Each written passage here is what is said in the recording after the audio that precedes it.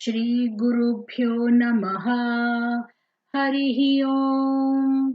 गणानां त्वा गणपतिगुं हवामहे कविं कवीनामुपमश्रवस्तमम् ज्येष्ठराजं ब्रह्मणां ब्रह्मणस्पत आनशृण्वन्नोतिभिः सीदसादनम्।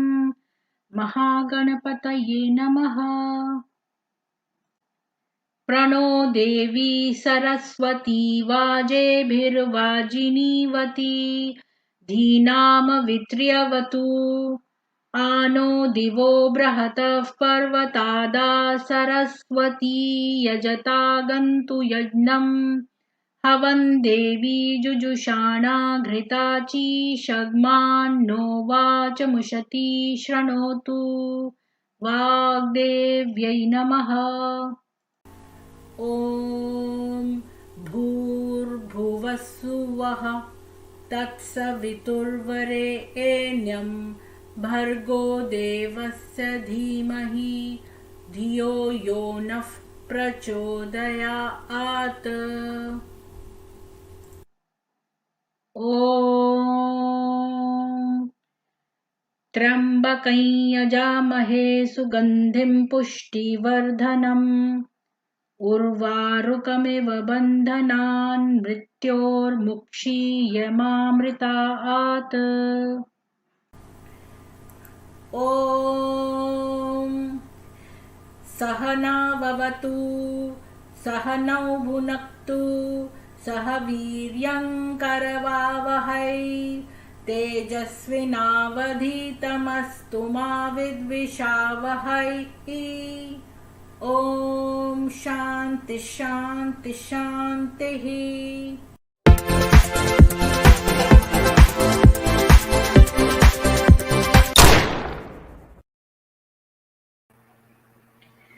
सभी को नमस्ते। आज हमारे यहाँ एक विशेष अतिथि आ रही हैं और वो हैं आचार्य कल्पना जी, और उनके आने से मेरा चैनल जो है वो पवित्र हो जाएगा। मैं उनका जो है और दूसरे चैनल्स पर सुन रही थी विचार, जिसको सुन के मेरे आंखों में आंसू आ गए और मैं आपको बता नहीं सकती। मैं अभी थोड़ी देर पहले भी उनका कुछ सुन रही थी क्योंकि मैं उनके बारे में ज़्यादा से ज़्यादा जानना चाहती हूँ। तो मतलब जो मेरे हृदय की भावना है वो सब कह रही हैं जो मेरे हृदय में है, और मैं उनका वेट कर रही हूँ बहुत अधीरता से, क्योंकि मैं उनके बारे में बहुत ज़्यादा नहीं जानती हूँ। और पर मैंने उनके बारे में जो यूट्यूब में वीडियोस एक आध पढ़े हैं, उनको थोड़ा बहुत देखा है, और इसी वजह से मैं इतनी ज़्यादा भावना से भर गई उनकी वीडियोस देख के कि मैं आपको बता नहीं सकती हूँ कि अभी थोड़ी देर पहले तक मैं इतना रोई हूँ। तो मैं उनका वेट कर रही हूँ। मैंने उनको एक बार बता देती हूँ कि टाइम हो गया है तो वो आ सकते हैं।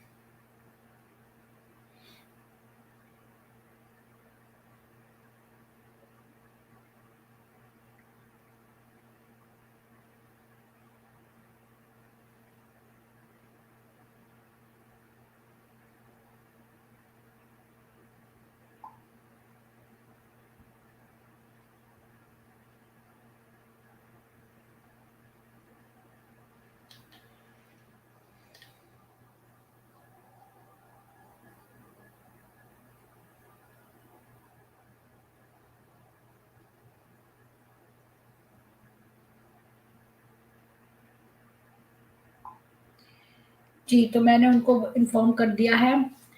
तो आज हम उनसे गुरुकुल के उनकी यात्रा के बारे में पूछेंगे कि वो आचार्य तक का उनका सफ़र, और फिर महिलाओं के बारे में कि उनका क्या संदेश है महिलाओं को, और गुरुकुल में महिलाओं के लिए क्या क्या विशेष प्रशिक्षण दिया जाता है इत्यादि। में तो बहुत देर से बहुत अधीरता से उनका वेट कर रही हूँ।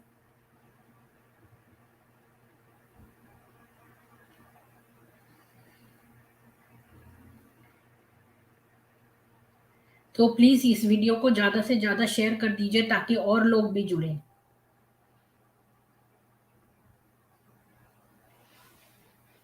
मैं सोच रही हूँ कहीं उन्होंने गलत तो नहीं समझ लिया था कि 7:30 बजे से है, क्योंकि मैंने तो उनको 7 बजे का ही टाइम दिया है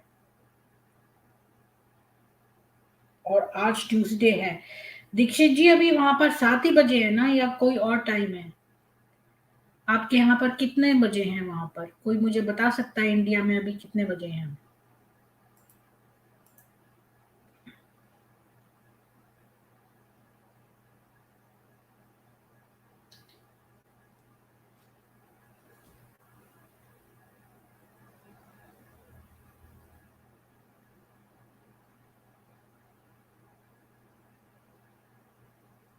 तो पता नहीं, वो 7 बज गए हैं, आ गई हैं वो।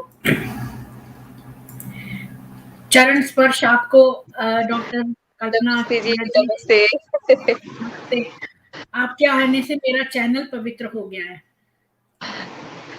ये तो आप लोगों की भावनाएँ हैं जी। मैं तो अपनी भावना क्या बताऊं, मैं तो इतना आपका वो जो देख के ना इतना रोई मैं। आपने जो कहा है, सारे चैनल्स पे अब तक के पुराने 3-3 साल के मैंने वीडियोस देखे, मतलब मेरे दिल की भावना आपने रख दी है बिल्कुल। मेरे को मैं बता नहीं सकती हूँ। तो आपसे मैं शुरुआत करूंगी, आपके आचार्य तक होने की जर्नी आप बता दीजिए कि आपने कैसे गुरुकुल में आपको कैसे विचार आया पढ़ने का, और वो सब आपका बचपन। हाँ जी। मेरा जो जन्म हुआ, वो एक किसान परिवार में हुआ और मेरे पिताजी अपने समय में गाँव में रह कर के पढ़ते थे, लेकिन उनको संस्कृत से बहुत ज़्यादा लगाव था और उन्होंने अपने समय में बीए संस्कृत से किया। और संस्कृत से करने के बाद मतलब वो इतना चाहते थे कि वो किसी मंत्र का, वेद मंत्र का अर्थ कर सकें, किसी श्लोक का अर्थ कर सकें। यहाँ तक कि बहुत सारे वेद मंत्र हैं, तो उनका वो अपने तरीके से अर्थ कर लिया करते थे। तो उनका ये बहुत बड़ा मन था कि मेरा कोई बच्चा गुरुकुल में पढ़े और वो तो खैर मेरे भाई को भी पढ़ाना चाहते थे, लेकिन उस समय कोई गुरुकुल ऐसा नहीं दिखा।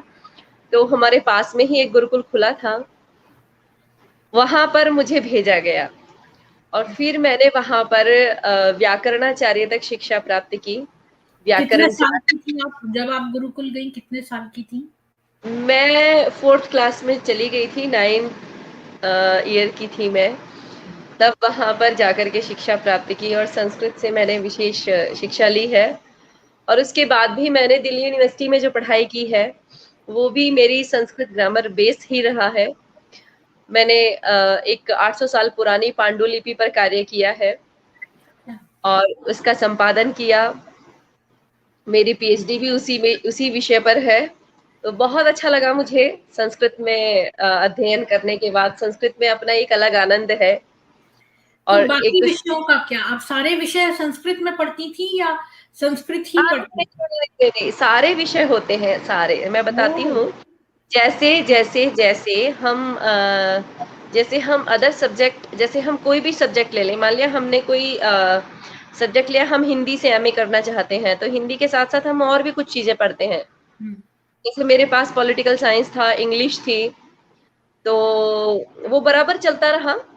बाकी जो हुँ, मुख्य रहा वो संस्कृत रहा। हुँ। तो आपने वहाँ से कहाँ तक पढ़ाई करी फिर गुरुकुल में?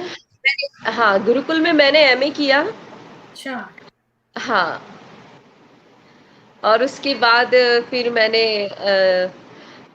आगरा यूनिवर्सिटी से फिर मैंने साहित्य से एमए किया। पहले व्याकरण से एमए किया था, फिर साहित्य से एमए किया। उसके बाद नेट जेआरएफ उसकी परीक्षा पास की और स्कॉलरशिप ली हुँ, और उसके बाद दिल्ली यूनिवर्सिटी में एंट्री की। वहां से एमफिल और पीएचडी करने के बाद आज आपके सामने हूँ। जी। तो गुरुकुल में क्या महिलाओं को वो भी दिया जाता है, शस्त्र शस्त्र की शिक्षा भी दी जाती है? हाँ जी, हाँ जी, मैंने तलवार, लाठी, भाला रियली? और वाह! ताइक्वांडो सब सीखा है। अच्छा। कई टूर्नामेंट किए हैं मैंने ताइक्वांडो के। तो गुरुकुल में जैसे लड़के भी पढ़ते हैं और लड़कियां भी पढ़ती हैं, या उनका समय अलग अलग होता है, या एक साथ पढ़ते हैं? गुरुकुल का मतलब स्कूल नहीं है। गुरुकुल मतलब 24 घंटे वहीं रहना है। आप घर अच्छा। नहीं जा सकते। हाँ, वहां से छुट्टी नहीं होगी। आपको ओ, साल में एक बार ही छुट्टी मिलेगी। अच्छा, जैसे एक हॉस्टल में जैसे, नहीं मतलब क्या बोलेंगे, हाँ हाँ है ना, हाँ, ठीक गुरुकुल है। वही। हाँ, गुरुकुल का मतलब ही यही है, गुरुओं का कुल, गुरु का घर। तो गुरु के घर में गुरु के पास रहना है। अच्छा, तो आपने हाँ। इतने सारे जो ये कलाएं सीखी, तो ये तो एक्चुअली सारी महिलाओं को जो है वो गुरुकुल में ही लेना चाहिए विद्या। बिल्कुल। मैं तो कहती हूँ गुरुकुल में लड़कियों को अवश्य ही पढ़ना चाहिए। बहुत सारी चीजें हैं जो बाहर पढ़ करके छूट जाती हैं। आजकल हर तरह के गुरुकुल चलते हैं। आप सीबीएसई पैटर्न पर गुरुकुल चाहते हैं तो सीबीएसई बोर्ड भी मिलता है, और संस्कृत बोर्ड से करना चाहते हैं संस्कृत बोर्ड से करिए। आप किसी भी लाइन को चूज कीजिए, लेकिन आप गुरुकुल में रहिए, तो क्योंकि वहां पर आप सुबह से लेकर के शाम तक पूरी दिनचर्या में रहते हैं। सुबह 4 बजे से लेकर के दिनचर्या प्रारंभ होती है, और रात 10 बजे तक आप एक दिनचर्या में रहते हैं और ग्रुप में रहते हैं। तो ग्रुप में जो स्टडी होती है, ग्रुप में जो आपका विकास होता है, वो अलग तरीके का होता है। आप अकेले अकेले आज माता पिता हाँफ रहे हैं बच्चों को लेकर के, एक एक बच्चा पालना बड़ा कठिन हो रहा है। मैं ये कहती हूँ आप बच्चे को 5th क्लास तक अपने पास रखिए, उसके बाद आप भेजिए गुरुकुल में। आप हाफिए मत, आप अपना कार्य कीजिए और बच्चे पैदा कीजिए। एक एक बच्चा पैदा करके रुक जा रहे हैं, आप 2-3 बच्चे बनाइए और उसके बाद उनको गुरुकुल में भेजिए। आप आराम से अपना कमाइए धमाइए, जो कुछ आपका लक्ष्य है वो आप प्राप्त कीजिए। तो जी, आजकल जो ये शिक्षा का स्तर बता रहा है ना, शिक्षा में क्या हो गया है, शुरू से लेकर के बच्चे के ऊपर ये लाद दिया जाता है, तुम्हें बेटा इतने नंबर लाने ही जरूर हैं, तुम्हें इतना वो करना ही, तुम्हें इतने टास्क पूरा करना ही है। और उसके लिए मैं समझती हूँ बच्चा उतना नहीं पढ़ रहा है जितना माँ बाप उसके साथ में लगे हुए हैं। जी, प्रोजेक्ट्स माता वगैरह भी माँ बाप ही कर लेते हैं बच्चे हाँ के हाँ स्कूल में। हाँ, आजकल बिल्कुल तो माँ बाप को होमवर्क मिलता है कई। हाँ। जी। तो स्कूल भी मैंने देखे हैं। मैं अगर अपने बच्चे के लिए देखने जाती हूँ तो स्कूल भी आजकल ऐसे ही हैं। वो भी यही बता रहे हैं कि आपके बच्चे को ऑनलाइन सब कुछ होगा, आप ऐप के थ्रू जुड़ जाइए, ऐप के थ्रू आप सब पढ़ाई होगी आपके बच्चे की, और उसमें ऐप में ही आपको सब मार्क्स वगैरह सब मिलते रहेंगे। आप क्या मतलब ऑल वर्ल्ड आपकी डिवीजन कहाँ चल रही है, ऑल इंडिया फिर कहाँ चल रही है, और स्टेट में कहाँ चल रही है, फिर आपके डिस्ट्रिक्ट में कहाँ चल रही है। ठीक है, मतलब ऐसे तो बच्चा बिल्कुल डिप्रेशन में चला जाएगा। बिल्कुल, तभी तो कई बच्चे सुसाइड भी कर लेते हैं। बिल्कुल सुसाइड करेंगे, बिल्कुल करेंगे। आप उनके ऊपर इतना प्रेशर डाल रहे हो, हम्म। इतना प्रेशर डाल देते हैं माता पिता कि ये बनना ही बनना है, इतने परसेंट नंबर लाने ही लाने हैं, हाँ। और ये एग्जाम पास नहीं हुआ तो समझो जिंदगी की समाप्त हो गई है। जी, और आपने ये अच्छा कहा कि हिंदुओं के बच्चे बहुत कम होते हैं, यहाँ तक कि हिंदू वगैरह सॉफ्टवेयर इंजीनियर्स तक होते हैं, अच्छी अच्छी पोस्ट पे हैं। तो उनके बच्चे एक आध होते हैं, जबकि ऐसा देखा गया है कि जो मुस्लिम वर्ग है वो ज्यादातर छोटे मोटे जॉब्स करते हैं, जैसे कि वो पंचर बनाने का और नाई की बाल काटने का। पर इनके बच्चे बहुत बहुत होते हैं। मैं एक शेख साहब को जानती थी, मेरे फादर के दोस्त थे, उनके यहाँ 99 बच्चे थे। मतलब हर संडे को एकत्रित होते थे, उनके 12 बच्चे खुद थे, हर एक बच्चे के 19 बच्चे, 13 बच्चे, ऐसे कर करके उनके इतने सारे बच्चे हो गए कि इनके बच्चे सड़कों पर भी पल जाते हैं। तो हमारे हिंदुओं के पास तो टाइम बहुत कम है।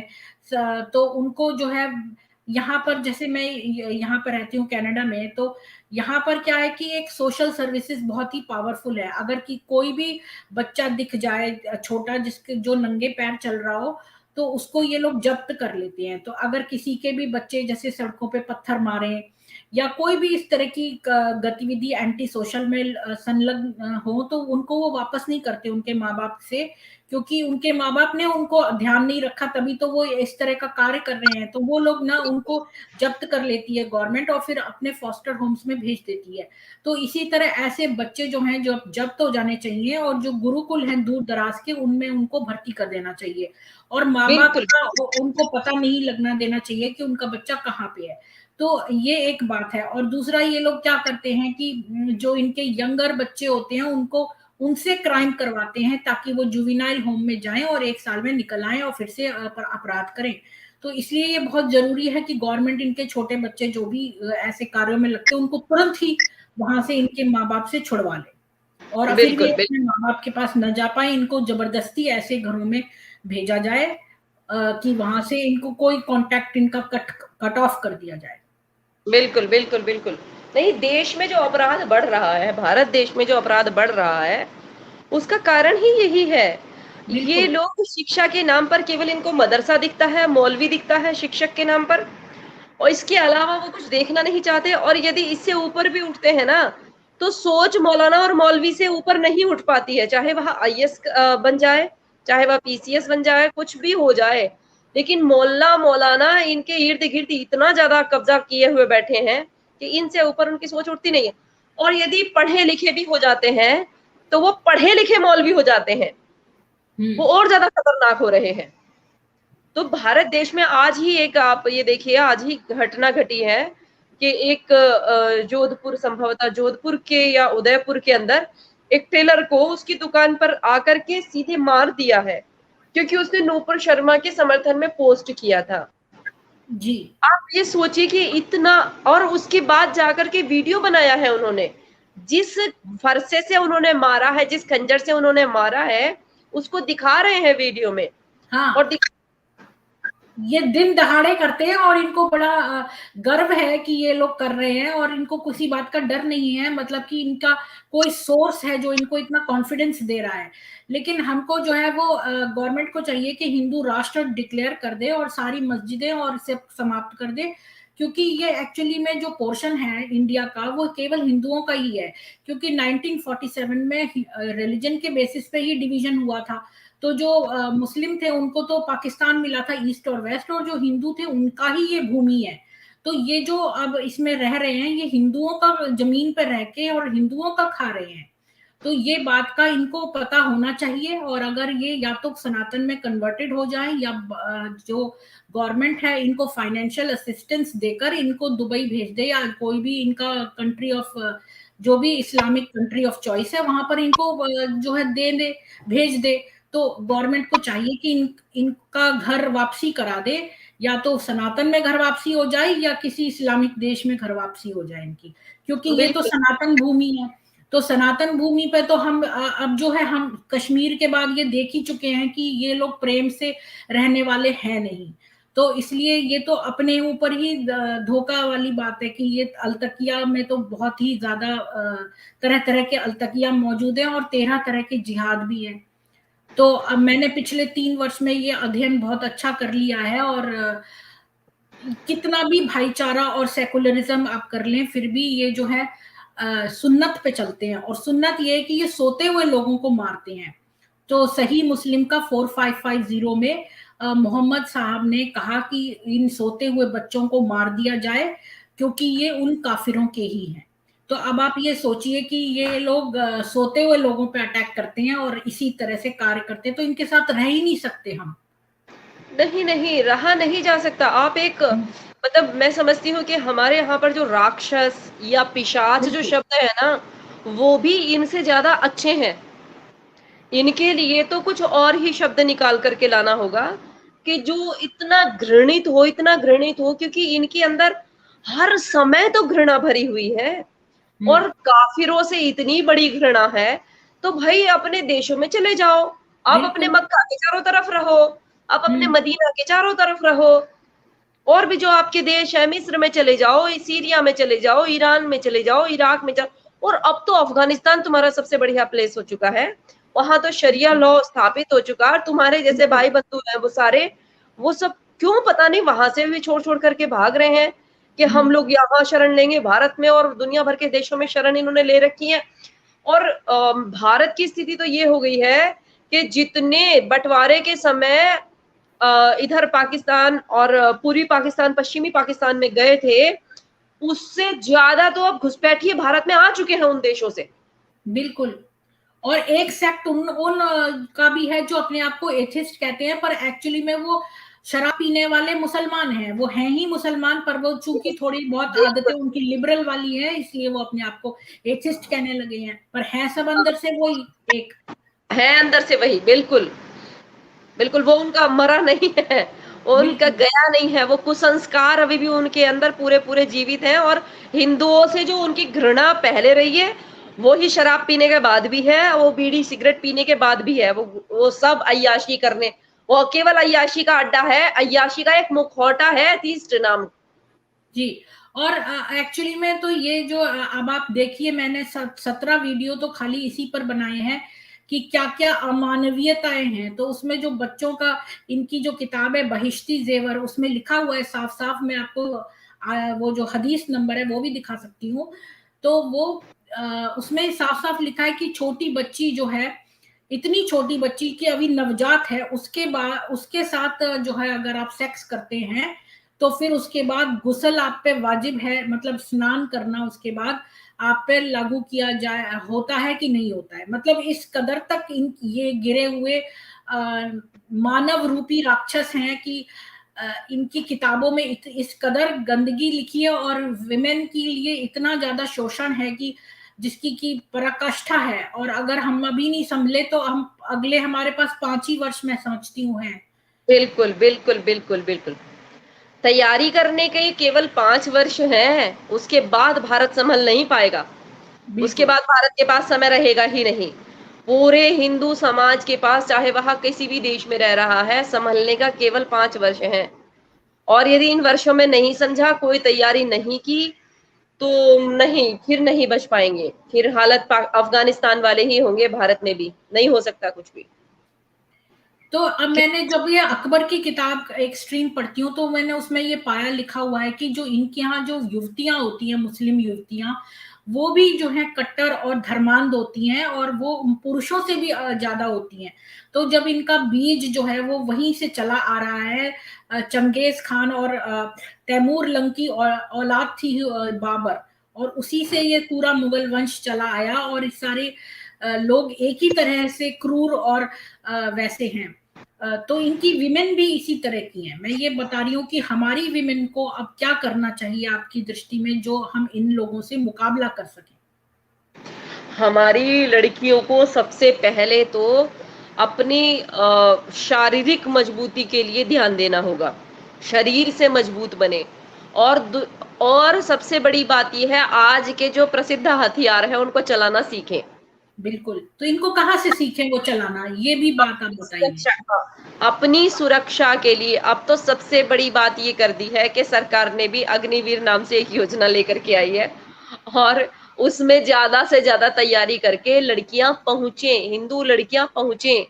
सबसे बड़ा तो ट्रेनिंग का कैंप अब वहीं लगेगा। वैसे तो मतलब हर जो हिंदू संस्थाएं हैं, जैसे दुर्गा वाहिनी वगैरह है, राष्ट्रीय स्वयं सेविक संघ है, और राष्ट्रीय सेविका समिति है, ये सब जो है सत्र लगाते रहते हैं। आर्य वीरांगना दल है, ये सब लोग अपने अपने सेशन लगाते हैं। अभी गर्मियों की छुट्टियों में बहुत जगह लगा है, आप इनसे भी जुड़िए। लेकिन अब सबसे ज्यादा सुंदर व्यवस्था, आप 4 साल दीजिए, जाइए वहां, सेना से सीखिए। वहां से अगर आप सैनिक बन करके रहेंगी इस समाज में, तो मुझे लगता है ज्यादा आप कार्य कर पाएंगे।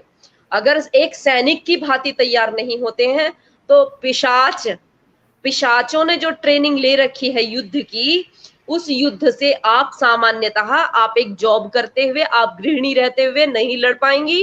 केवल आपका शोषण होगा, और आपके बच्चियों का शोषण होगा, बच्चों का शोषण होगा।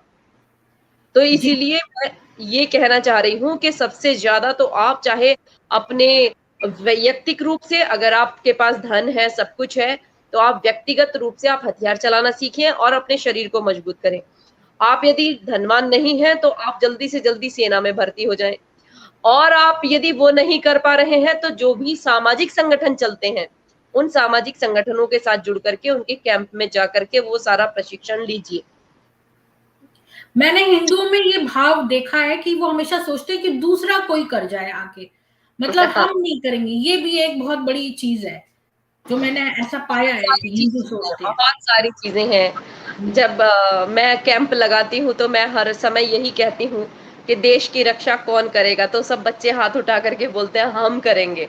मैंने कहा नहीं, जब हम कहते हैं ना, तब हम किसी दूसरे के ऊपर दायित्व सौंप रहे होते हैं। अब हम कहिए, आप कहिए कि देश की रक्षा कौन करेगा, मैं करूंगी।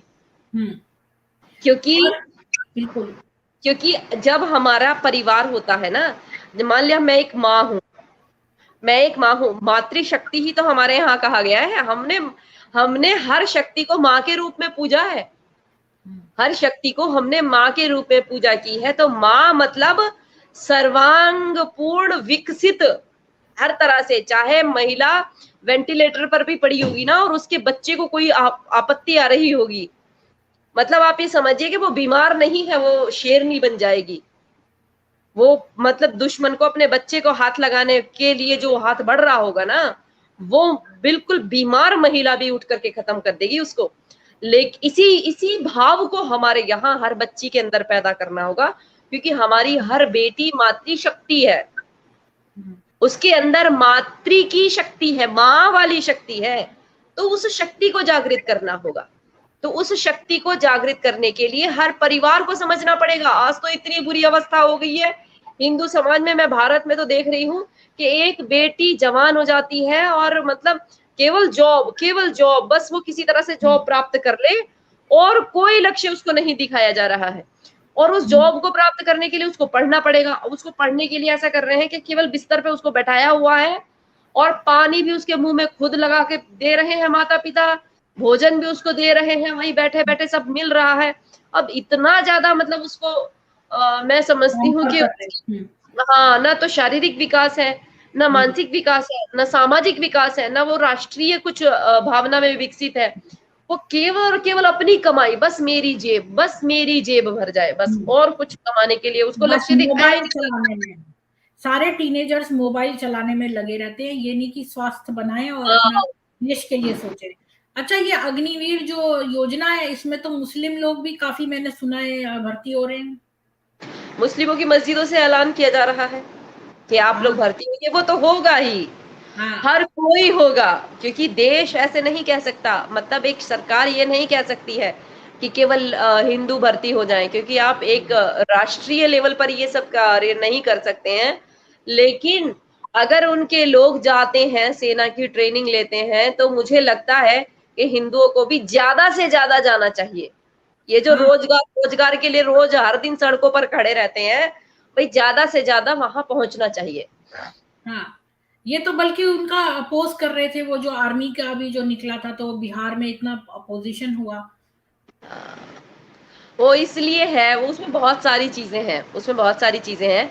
एक तो एक तो जब इसकी प्रेजेंटेशन हुई उसमें कुछ अस्पष्टता रही, उसमें कुछ अस्पष्टता रही है, उसको नकारा नहीं जा सकता। लेकिन दूसरा ये है कि नौकरी भारत में चाहते हैं, आरक्षित नौकरियां चाहते हैं, समझते हैं। अगर मान हाँ, लिया इनको नौकरी चाहिए तो कुछ ऐसी चाहिए जिसमें गवर्नमेंट आरक्षण जॉब। का लाभ भी मिल सके। अब सेना में जाएंगे तो सेना में तो आरक्षण का लाभ नहीं मिलेगा ना। आप किसी भी अच्छा। कैटेगरी में है, सेना में कोई आरक्षण की बात नहीं होगी, ठीक है। अब सेना में ब्राह्मण और दलित सब एक बराबर दौड़ेंगे, एक बराबर सबका वो होगा, सिलेक्शन होगा। अगर मान लिया किसी टीचिंग वगैरह में कोई जॉब निकाल देते हैं कि भाई टीचिंग में परमानेंट कर दिया या ये कर दिया, तो उसमें सबसे पहले आरक्षण आ जाता है, कितनी कैटेगरी बट करके तो सीट ही नहीं बचती है।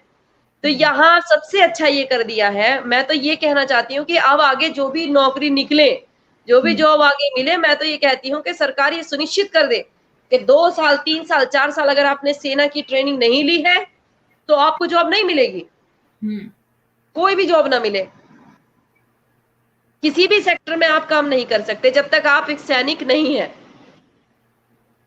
इस तरह की यदि ट्रेनिंग कर देते तो मैं कहती हूँ हिंदू सबसे आगे भाग करके निकल करके आएगा, क्योंकि हिंदू को पैसा कमाना है और वो कमा लेता है, बिल्कुल। अच्छी जॉब पानी है उसको। तो सेना में जो बिहार में जो वो हुआ है ना, ये तो बहुत सारी चीजें जो जातिवाद पे जो प्रहार हुआ है, इस पे बहुत बड़ा मतलब ये कंसेप्ट रहा है बिहार में हिंसा का। और जाति में मतलब मुझे समझ में नहीं आता, जब जब आप ही खुद जाति अपनी डिक्लेयर कर रहे हो तो फिर तो आप ही जातिवाद फैला रहे हो। तो आरक्षण क्यों लेना? गवर्नमेंट को चाहिए कि फाइनेंशियली असिस्टेंस कर दे वो गरीब लोगों की, और बाकी तो सारे, कोई भी आरक्षण किसी के लिए भी होना ही नहीं चाहिए। मतलब ये चीज जो है वो मेरिट पे ही होनी चाहिए, और बाकी अगर कोई वर्ग कमजोर है तो उसको फाइनेंशियली इकोनॉमिक असिस्टेंस दे दें, ये है। तो अगर कोई गरीब है, अब मैं एक कॉलेज में पढ़ती थी जब इंडिया में, तो उसमें क्या है कि मेरे साथ एक लड़की थी, वो सुंदर सी थी और गोरी भी थी और सब चीजें थी उसमें।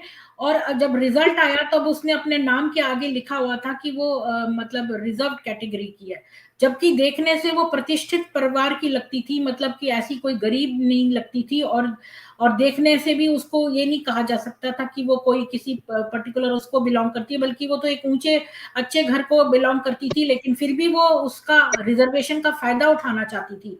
तो ऐसे क्यों लोगों को, अगर फाइनेंशियल गरीब हैं तो उनको पैसे देकर करिए, आरक्षण करना क्यों?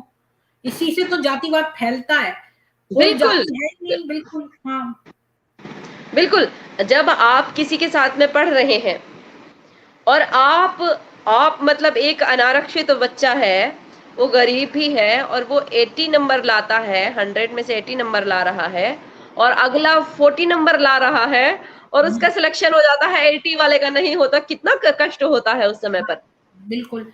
नहीं, और दूसरे मैं ये कहती हूँ कि जातियां ये लोग खुद ही लिख लेते हैं। मेरे वहां पर एक धोबिन टाइप की थी, उसने अपना नाम के आगे कभी सूद लगा लेती थी, कभी जोशी लगा लेती थी।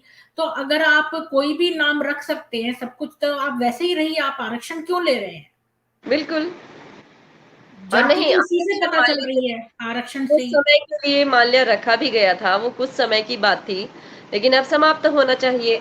दूसरा एक वैकल्पिक व्यवस्था खैर सरकार, भारत सरकार ने की है, अभी मोदी सरकार ने की है, ईडब्ल्यूएस का। अच्छा। हाँ, तो उसके थ्रू भी जॉब्स निकल रही हैं और भी हो रहा है, लेकिन मतलब इतना तंत्र खराब किया है ना पिछले 74 सालों में, 72 सालों में ना, वो तंत्र को सुव्यवस्थित करने में, उसको ठीक करने में बहुत समय चाहिए और बहुत ऊर्जा चाहिए। और लोगों को जो वो कहते हैं ना कि एक मतलब एक भेड़िए को जो खून मुंह में लग जाता है, हाँ, वो हमेशा भ्रष्टाचारी से लोग। था, हमेशा से लगा हुआ था उनको। हाँ, तो वो जो खून लगा हुआ है ना, किसी को सत्ता का लगा हुआ है, किसी को पैसे का लगा हुआ है, उसको दूर करना अभी बहुत बहुत कड़े कड़े स्टेप उठाने पड़ेंगे सरकार को। क्योंकि एक जो खून में रच बस जाता है ना जब वो चीजें, तो उसको निकालना बड़ा कठिन होता है। ऊपर से ये जिहादी लोग हैं हमारे देश में, आप देखिए कि 30 करोड़ के लगभग हो चुके हैं। 135 करोड़ हमारे देश की जनसंख्या है और 30 करोड़ के लगभग यही लोग हैं। और मैं समझती हूँ जिस दिन ये 40 करोड़ हो गए उस दिन हमारी हालत खराब होने वाली है देश की, और हो रही है। मतलब इसमें कोई डाउट है ही नहीं है कि होने वाली है या हो जाएगी, हो रही है। इससे ज्यादा और बुरा क्या हो सकता है कि किसी दुकान में जाकर के आप डायरेक्ट उसको समाप्त कर दे रहे हो। कोई भी हाँ, आप मुद्दा उठाते हो, हिजाब का मुद्दा उठा लिया, कोई कोई बहाना मुद्दा है नहीं। तो, ये सारे बहाने हैं प्रवोक करने। और फिर जब तो जब ये हमें को प्रवोक करेंगे तो हम कोई कुछ कहेंगे, और जैसे ही हमने अपने मुंह से कुछ कहा तो ये ब्लास्फेमी लगा के हमारा कत्ल कर देंगे। तो ये बहाना ढूंढ रहे हैं हमें कत्ल करने का। बस दरअसल बस। में इस बात की एक बात ये है। हाँ, इनको इनको एक इस्लामिक झंडा लेकर के आना है भारत के अंदर, और जब भारत में आ जाएगा तो यूरोप तो आ ही जाना है, इनका मानना ये है। तो वो भारत में सबसे पहले अपना पूरा जोड़, वैसे तो यूरोप में भी कोई बहुत अच्छी हालत नहीं चल रही है, बहुत नहीं, सारे यहाँ देश पर को सब देख रहे जगह हैं। हैं। यहाँ पर मैं जो यहाँ पर रह रही हूँ कनाडा में, तो यहाँ भी यूनियन वगैरह में सब जगह ये लोग ना, इनका एक और मैंने चीज ऑब्जर्व करी है कि ये लोग ना कहीं पर भी आते हैं जैसे किसी कंपनी में काम करने, तो पहले में ये इतना लो प्रोफाइल रखते हैं कि किसी को कानो कान खबर ना रहे, मतलब ये चुपचाप आए, किसी से बात नहीं की, अपना काम किया चले गए, अपना काम किया चले गए, ऐसे कई वर्षों तक करते हैं। बाद में ये जो है अपने, जब 40 कितने परसेंट हो जाते हैं, इनके परसेंटेज भी है, सेम मोडस ऑपरेंडी है सारे देशों में, फिर ये जो है बिल्कुल। अपने डिमांड्स करते हैं कि हमें प्रेयर के लिए टाइम चाहिए, हमें कमरा चाहिए, हमें 2 बार छुट्टी दें। फिर ये और चीजों में अपनी अड़ंगा लगाने लगते हैं और फिर बोलने लगते हैं। अलग अलग चीजें, फिर मतलब फरमाइशें करने लगते हैं, और फिर ये अपना जिहाद का सिलसिला शुरू कर देते हैं। तो बस यही ये सब जगह कर रहे हैं। पर मैं यहाँ पर आपको एक बात ये भी बताना चाहती हूँ, वफा सुल्तान की अगर आपने किताब ना पढ़ी हो तो शुरू में ही पढ़ी है आपने? मैंने पढ़ा है, और अच्छा, वफा तो फिर सुल्तान आपको के पता विषय है में वो मैंने। जो शुरू वाली स्टोरी है, जो मॉन्स्टर वाली, जो जो उस पे पर्वत पे बैठा होता है, तो वो हाँ छोटा होता जाता है। तो मतलब ये कि हमें इसको हमें लूज नहीं करना अपना कूल, और हमें इनसे मुकाबला करते रहना है, क्योंकि ये जितने भी बुली होते हैं वो अंदर से उतने ही भयभीत भी होते हैं, तो हम बिल्कुल। इनको भी भयभीत कर सकते हैं। नहीं, सबसे बड़ी बात ये है कि इस्लामिक होना ही सबसे बड़ा भय का कारण है। मतलब मुसलमान होगा ही वही जो डरा हुआ होगा, क्योंकि सूरा 2 आयत संख्या 2 और 3 कहती ही यही है कि आप सबसे पहले तो अल्लाह का डर रखिए, हाँ, अल्लाह से डरिए। मतलब अल्लाह के विषय में ना पूछना है, ना जानना है, बस केवल उसका डर रखना है। हाँ, आंख बंद करके नमाज कायम करना है, ज़कात देना है, तो आप हो जाएंगे मुसलमान। और बिल्कुल। यदि आप ये नहीं करते, अल्लाह का डर नहीं रखते हैं, तो आप मुसलमान नहीं होंगे। तो जो मुसलमान होगा वो डरा हुआ तो पहले ही है। हाँ। हमारे यहाँ हिंदुओं में ये कंसेप्ट डरने डराने का है ही नहीं है। हमारे यहाँ पर वेदों में अथर्ववेद का मंत्र है, तो वो मंत्र ये कहता है, अभयम मित्रात अभयम अमित्रात अभयम ज्ञातात अभयम परोक्षात अभयम नक्तम दीवानः सर्वा आशा मम मित्रम भवन्तु। हे ईश्वर, मुझे दिन में भय न लगे, रात में मुझे कोई डर न लगे। हे ईश्वर, मुझे चारों दिशाएं अभय हो जाएं, और मुझे किसी भी परिस्थिति से कभी कोई भय हो ही ना। मतलब बार बार वेद मंत्रों में अभय की प्रार्थना है, क्योंकि हम्म, अभय रहेंगे तो हम धर्म के कार्य कर पाएंगे। हम ये अच्छा है ये बुरा है इसका संकल्प विकल्प करके निश्चय कर पाएंगे। हम्म, अगर हम डरे हुए ही हैं तो हम डर के कारण कुछ भी हम संकल्प विकल्प और निश्चय करेंगे ही नहीं, क्योंकि हम तो बिल्कुल। डरे हुए हैं। और डरा हुआ व्यक्ति किसी भी निर्णय पर पहुंच नहीं सकता, वो सत्य पर पहुंच ही नहीं सकता। हम्म, सबसे पहला है, हमारे यहाँ यम नियमों की जो व्याख्या की गई है, तो सबसे पहला कहा गया है, बोले सत्य का पालन करना होगा। और सत्य का पालन करना सामान्य बात नहीं है। हम्म। सत्य और बोलना, सत्य वही बोल सकता है जो व्यक्ति अभय रूप में रह रहा हो, जो डरा हुआ ना हो। तो इनके यहाँ कंसेप्ट यही है, डरे हुए लोग हैं, और डरे हुए लोग हमें डराते हैं। हम्म। और ये लोग जो है, क्रिश्चियनिटी में भी ये कहा है, the fear of the Lord is the beginning of wisdom. तो मतलब कि ये विजडम उसी को मानते हैं कि जब हमें फियर आ जाए लॉर्ड का। तभी भी मैं सोचती थी, मैं बहुत साल ईसाई भी रही हूँ, तो मैं तब सोचती थी कि भाई ये क्यों हमें फियर करना है, हम तो गॉड से लव करना चाहिए ना कि फियर। तो ये वाली बात है। तो आपने ये बहुत खूबसूरत मंत्र बताया, इसका क्या है? जो अथर्ववेद का कौन सा है ये? अथर्ववेद का संभवतः ये अंतिम मंत्र है, या अच्छा। मतलब मैं आपको देख करके भी बता सकती हूँ। हाँ, तो लेकिन मतलब ये हाँ, अथर्ववेद का मंत्र है, तो अगर ये बहुत अच्छा आपने सुनाया कोई कि भी अगर मतलब। गूगल करेगा तो उसको ये मिल जाएगा बहुत आराम से। जी। अभयम मित्राद अभयम अमित्राद अभयम ज्ञाताद अभयम परोक्षात अभयम नक्तम दीवाना सर्वा आशा मम मित्रम भवन्तु। अति सुंदर। और तो दूसरी आपने। बात, मतलब वेद मंत्र तो इतने सारे हैं ना। और त्वम ही नः पिता वसो त्वम माता शतक्रतो बभूविता। हे ईश्वर, तुम मेरे माता के समान हो। हे ईश्वर, तुम मेरे पिता के समान हो। ईश्वर, तुम मेरे मित्र के समान हो।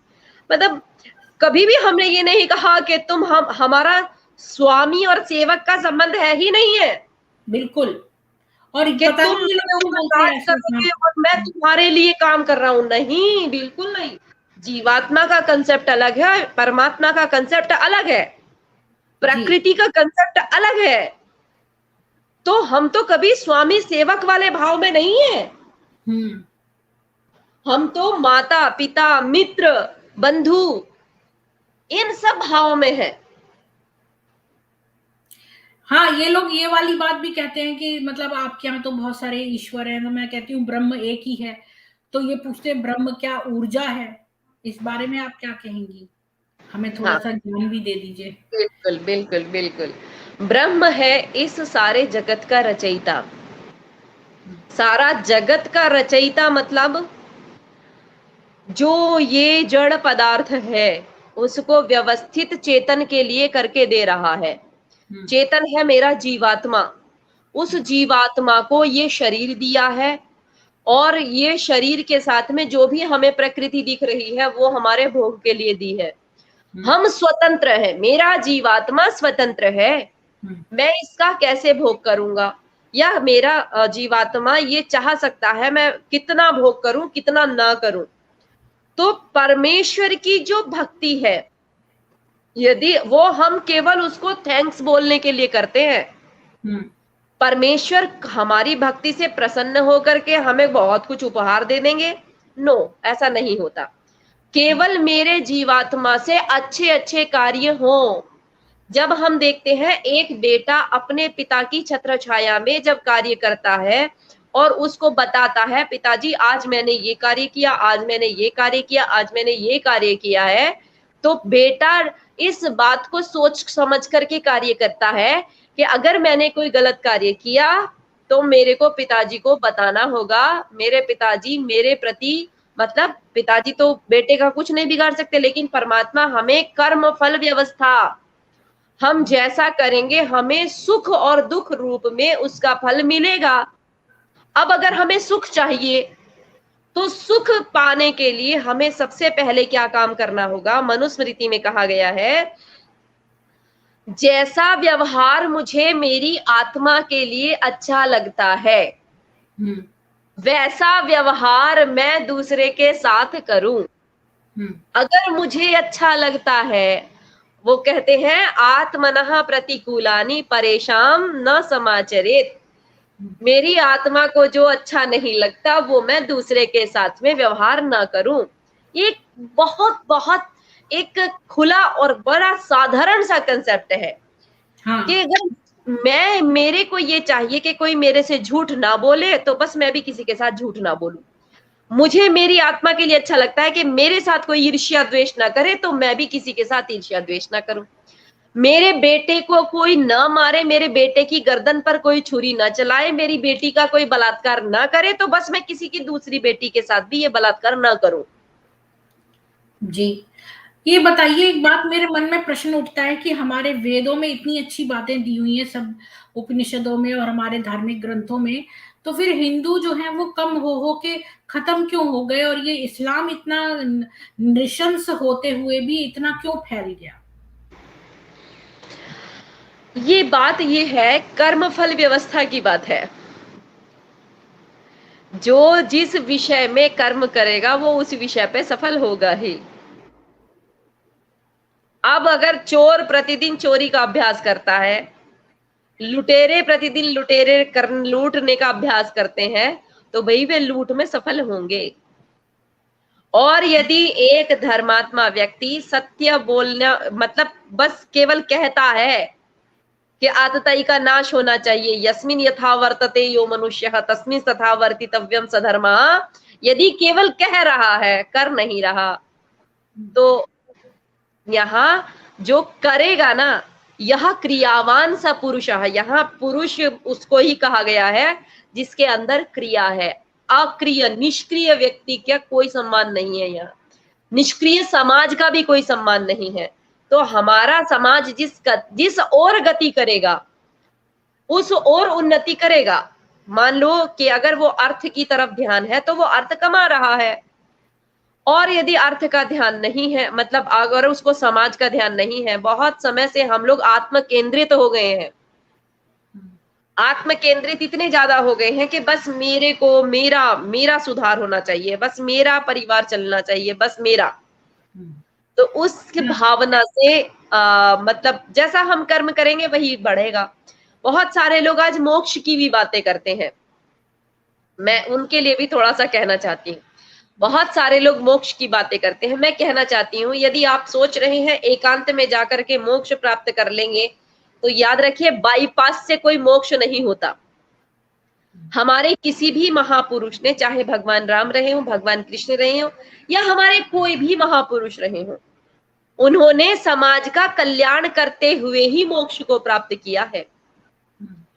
केवल एकांत साधना करने से, केवल जाप करने से, केवल अपने मन को, केवल आप मतलब आपके आश्रम के बगल में, आपके आश्रम के 100 किलोमीटर के दायरे में अत्याचार अनाचार हो रहा है, बेटी का बलात्कार हो रहा है, उसकी चीख सुनाई दे रही है, परंतु हम अगले दिन ध्यान में बैठ जाते हैं, हम अगले दिन उपासना में बैठ जाते हैं। जबकि आज सोशल मीडिया का जमाना है, हर व्यक्ति के पास मोबाइल है, सूचनाएं भी आ रही हैं, और हम अगले दिन उपासना में बैठ जाते हैं, उस समस्या को सुलझाने का कोई यत्न नहीं करते हैं। तो मैं कहती हूँ वो मोक्ष नहीं है, वो ढोंग चल रहा है, वो उपासना नहीं है, वो ढोंग चल रहा है, वो भक्ति नहीं है, वो केवल पाखंड चल रहा है। तो मुझे लगता है कि अपने ग्रंथों को हमें सही से समझने की आवश्यकता है, और हमारे यहाँ कोई भी देवी बिना शस्त्र के है ही नहीं है। हर देवी के पास शस्त्र है, जिसको भी हमने माना है कि हमारी ये कर्म की देवी है, चाहे वह विद्या की देवी हो, चाहे युद्ध की देवी हो, चाहे हमारे परिवार की देवी हो, तो हर देवी के रूप में हमने शस्त्र की पूजा की है। तो हम बस यही कहना चाहती हूँ कि परमेश्वर आपको शक्ति देगा। सत्य कहते हैं ना, सत्यमेव जयते, नान, सत्य की विजय होती है, असत्य की नहीं होती। परंतु कब होती है? कब होती है? जब पुरुषार्थ किया जाता है, जब पुरुषार्थ किया जाता है। जिह्वा ज्या भवति कुलमलम वांग नाड़ी का दंता तपसा विदिग्धा। वेद मंत्र तो बहुत है जो बताए जा सकते हैं, लेकिन उन पर चलेगा जो चलेगा वही तो प्राप्त करेगा ना, वही तो समाज बनाएगा। अब उन पर चलने वाला समाज ही नहीं होगा तो भाई राक्षसों का तो विस्तार होगा ही होगा। ऐसे कई हिंदू हैं और कई बॉलीवुड की एक्ट्रेस जैसे जया भादुड़ी वगैरह, इनके वो आए हैं जया बच्चन के बारे में कि उन्होंने कहा कि भाई किसी से कहते हुए सुना उनको गया कि वो कह रही थी कि उससे हमें क्या, इन लोगों से, हम तो अपना विदेश चले जाएंगे। मतलब कि दूसरे हिंदुओं के बारे में जो उनकी व्यथा देखकर उसके प्रति कोई कार्य ना करके, जैसे आपने कहा, उपासना करने बैठ जाते हैं, तो वो तो पाखंड है, क्योंकि कर्तव्य कर्म करना ही उपासना है, ऐसा गीता में इस तरह से ही कहा भाव है। बिल्कुल तो बिल्कुल बिल्कुल नहीं, विदेश में कहाँ जाएंगे? वही ये इन लोगों के बच्चे जो हैं, सारे जो प्रमुख लोग हैं, और इवन मुस्लिम वगैरह में भी, जैसे महबूबा मुफ्ती वगैरह है, इनके बच्चे तो सब विदेशों में हैं। तो ये तो सोचते हैं हमारे पास पासपोर्ट है, हम तो कभी भी कोई आपत्ति आई अगर इंडिया में हमारे ऊपर तो हम चले जाएंगे। और पीछे से जो पासमानदा मुसलमान है, जो लोकल मुसलमान है, वो जो है उसको जिहाद में लगा देंगे। तो ये जो है, ये टेंडेंसी हिंदुओं में भी है कि वो सोचते हैं कि जो बड़े बड़े अमीर लोग हैं वो सोचते हैं कि भाई उनके बच्चे बाहर रहते हैं तो वो बाहर चले जाएंगे, उनको इंडिया की प्रॉब्लम से क्या लेना देना। मैं यहाँ काम करती थी कंपनी में, तो वहां पर एक हिंदू लेडी थी, तो मेरे उससे फ्रेंडशिप करी क्योंकि वो हिंदू थी, मतलब तो मैंने उनसे पूछा कि भाई आपने ये सुना है शिव इसके शिवा की बात, तो कहती है आप सीरियल देखती हो क्या? मतलब उनका मतलब जो ईश्वर है वो भी सब सीरियल है। और जो मतलब मैंने उनसे बोला कि आजकल इंडिया में ये चल रहा है, तो कहती है हमें इससे क्या, मतलब हमें इनसे थोड़ी बॉदर होंगे, हमें इनसे क्या फर्क पड़ता है। तो ये तो ऐसी सोच है कई हिंदुओं की, मुझे शर्म आती है ऐसा कहते हुए कि कई हिंदू ऐसा सोचते हैं। मेरे साथ, मैं जिस स्कूल में पढ़ती थी, मैं अच्छे स्कूल में पढ़ती थी, जो एक अमीर स्कूल था दिल्ली में। तो वहां पे जो ग्रुप बनाया, एक बार मैंने एक पोस्ट डाल दी तो उन्होंने मेरी पोस्ट भी रिमूव कर दी, और मुझे कहा कि भाई सेकुलर लोग हैं, उन्होंने मेरी पोस्ट रिमूव करके बोला कि भाई मैं तो इस्लामोफोबिक हूँ एक तरह से, ये है वो है। तो इस तरह से मतलब वो लोग इवन अगर आप ट्रू न्यूज को भी बोलें तो ये भी मतलब आपत्तिजनक है अगर वो मुस्लिम के खिलाफ न्यूज है तो, क्योंकि अगर उन्होंने भी कत्ल किया है तो हम उसके बारे में ना बताएं। हाँ बिल्कुल बिल्कुल बिल्कुल, ये कुछ नहीं है, ये इसको बोलते हैं इसके लिए अंग्रेजी में क्या शब्द होता है? स्वार्थी है, सेल्फिश है, सेल्फ हाँ सेंटर्ड है। स्वार्थी भी नहीं कहा जा सकता, स्वार्थी भी कुछ मतलब हाँ, मतलब केवल अपना, ये डरे हुए लोग हैं। सच बताऊं तो ये डरे हुए लोग हैं। वो इनको डरे डर हुए ये लोग लगता तो वो है ना, मैं बताती हूँ, जो नार्सिसिस्टिक होते हैं। नार्सिसिस्टम एक नार्सिसिस्टिक टेंडेंसी वो होती है, साइकोलॉजी में आप पढ़ेंगे कि ऐसे व्यक्ति जो हमेशा है, अपने आप उसके को बारे में विक्टिम, पढ़ा है। हाँ, अपने आप को विक्टिम समझते हैं, खुद अटैक करके फिर अचानक से विक्टिम बन जाते हैं। बिल्कुल, बिल्कुल, बिल्कुल, बिल्कुल। मतलब इतने स्वार्थी और केवल अपना-अपना सोचने वाले लोग, और वो भी बहुत क्षणिक सोचने वाले लोग। आखिर जो लोग ये सोचते हैं कि हम जाकर के विदेशों में सेट हो जाएँगे, भाई किस देश में सेट होगे? कहाँ पर ये समस्या नहीं है? भाई बिल्कुल ऐसे। फ्रांस जैसे देश में जब समस्या चल रही है, लंदन में चल रही है, सब जगह चल रही है, तो आप कहाँ सेट होने की बातें कर रहे हो? थोड़ी देर में आएगी समस्या, पर आ सब जगह जाएगी। सब जगह रही है। हम्म वहां पर भी आपने इस समस्या से जूझना ही पड़ेगा। और नहीं, इससे भी बढ़ करके मेरे तो बहुत सारे साथी ऐसे रहे हैं, मैं जब उनको बताती थी तो वो कहते, अरे क्या फर्क पड़ता है यार, बोले मुसलमान हावी होंगे तो हम मुसलमान बन जाएंगे, क्या दिक्कत है? है। हाँ, ऐसा बोलते हैं। बोले जो जो विचारधारा हावी होगी हम वैसा बन जाएंगे। हाँ, मतलब इनको लोगों को ज्यादातर काफी सारे हिंदुओं को तो पता भी नहीं है इस्लाम में क्या क्या बातें लिखी है, पता इतनी ही नहीं है, घृणास्पद पता ही बातें। नहीं है कि जब वो मुसलमान बनेंगे तो उनकी लड़कियों के साथ क्या किया जाएगा, जब वो हम्म मुसलमान बनेंगे तो उनको कौन सी कैटेगरी में डाला जाएगा, ये उनको पता ही नहीं है। हम्म। अरे ये लोग तो इसीलिए अडॉप्शन के लिए भी इन्होंने मना कर दिया। अडॉप्शन इनके उसमें लिखा हुआ है कि अडॉप्टेड लड़की से भी शादी कर सकता है फादर। तो इनके अडॉप्शन ही नहीं है, क्योंकि मोहम्मद साहब ने अपनी ही बहू से शादी कर ली। तो इसलिए जो है अडॉप्शन, क्योंकि जायद जो था वो उनका अडॉप्टेड बेटा था, तो अब तब से ये अडॉप्शन भी मना हो गया। तो सोचो कि क्या नहीं है। मैं तो जहां जहां गंदगी ढूंढती हूँ वो सारी इसमें मिल जाती है मुझे। तो एक जगह सारा चाइल्ड पॉर्न और वायलेंस और ये सब भरा हुआ है इनके इसमें।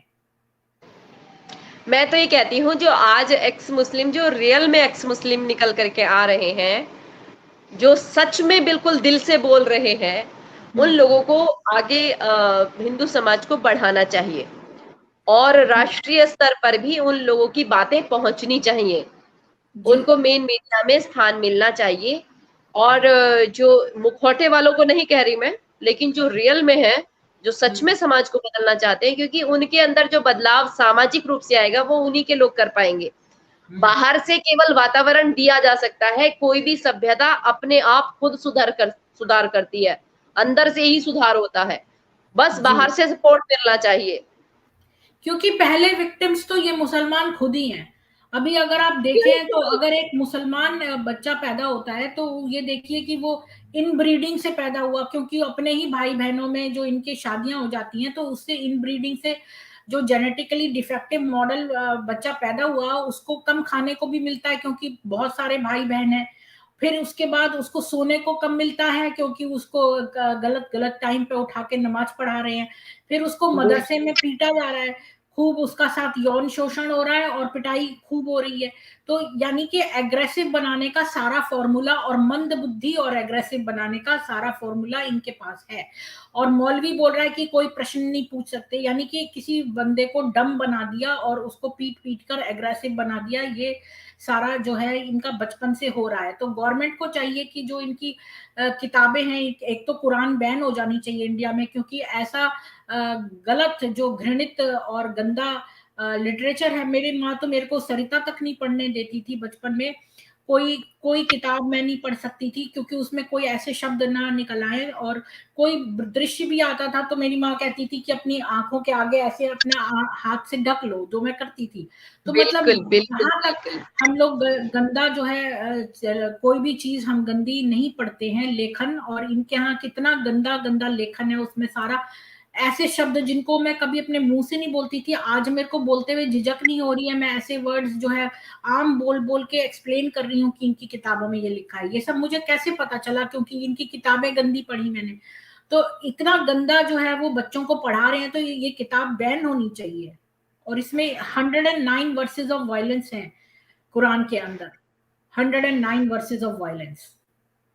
तो ये, और ये कंपेयर भी करते हैं, इनका जो मौलवी है वो कंपेयर करता है जिहाद को जो अर्जुन ने को श्री कृष्ण ने कहा कि तू युद्ध कर, तो उसका कंपैरिजन वो जिहाद से करता है कि आपके अभी तो ये बात कहती है। वो करता इसीलिए है कि हमारा समाज जो है ना उसको जवाब जरा दे नहीं पा रहा है। वो अपना समाज उस तरह से तैयारी नहीं करता। हमारे समाज की ना असल में क्या है, हम लोग शांति प्रिय लोग हैं। हम लोग सोचते हैं अरे यार ठीक है, पागल कुत्ता है ना, भौंक रहा है भौंकने दो, अपना काम करते रहो। हम लोग ऐसा सोचते हैं। हमारा हाँ, समाज ये सोच, ठीक है इनको करने दो जो है, अपना सुख से जियो। हम लोग उस सुख की प्राप्ति चाहते हैं और उसके लिए बहुत कुछ करते भी हैं। तो ये एक हमारे समाज में नेचुरल सी बात है। और हम ना किसी का बुरा करते हैं, ना हम बुरा देखना चाहते हैं। तो हमारे अंदर ये भावना स्वतः बचपन से ही आ जाती है। हम उस वातावरण में पले बढ़े नहीं होते हैं। तो अगर अर्जुन से उसकी तुलना हो रही है जिहाद से, तो भाई ये सोच लो कि महाभारत का जो युद्ध हुआ था उसके कुछ नियम थे। बिल्कुल। उसके नियम थे, वो नियम से लड़ा जाता था। सूर्य उदय के बाद लड़ाई शुरू होती थी और सूर्य अस्त होने के बाद लड़ाई समाप्त हो जाती थी। बिल्कुल। सैनिक से सैनिक लड़ता था, सेनापति से सेनापति लड़ता था, हम्म। और राजा से राजा लड़ते थे, जी। हाथियों से हाथी लड़ते थे, घोड़े वाले घुड़सवार घुड़सवारियों से लड़ते थे। और और यहाँ तो सबकी कोई भुजाएं, बोलता है, यहाँ तो कोई बोलता है तो भी उसका सर तन से जुदा कर देते हाँ, हैं, यानी कि और वर्बल नहीं, के वर्बल नहीं सबसे है। बड़ी बात, सबसे बड़ी बात ये है कि जगह सुनिश्चित करते थे युद्ध की। आ जाओ भाई, जो जगह खाली पड़ी है वहां युद्ध लड़ेंगे।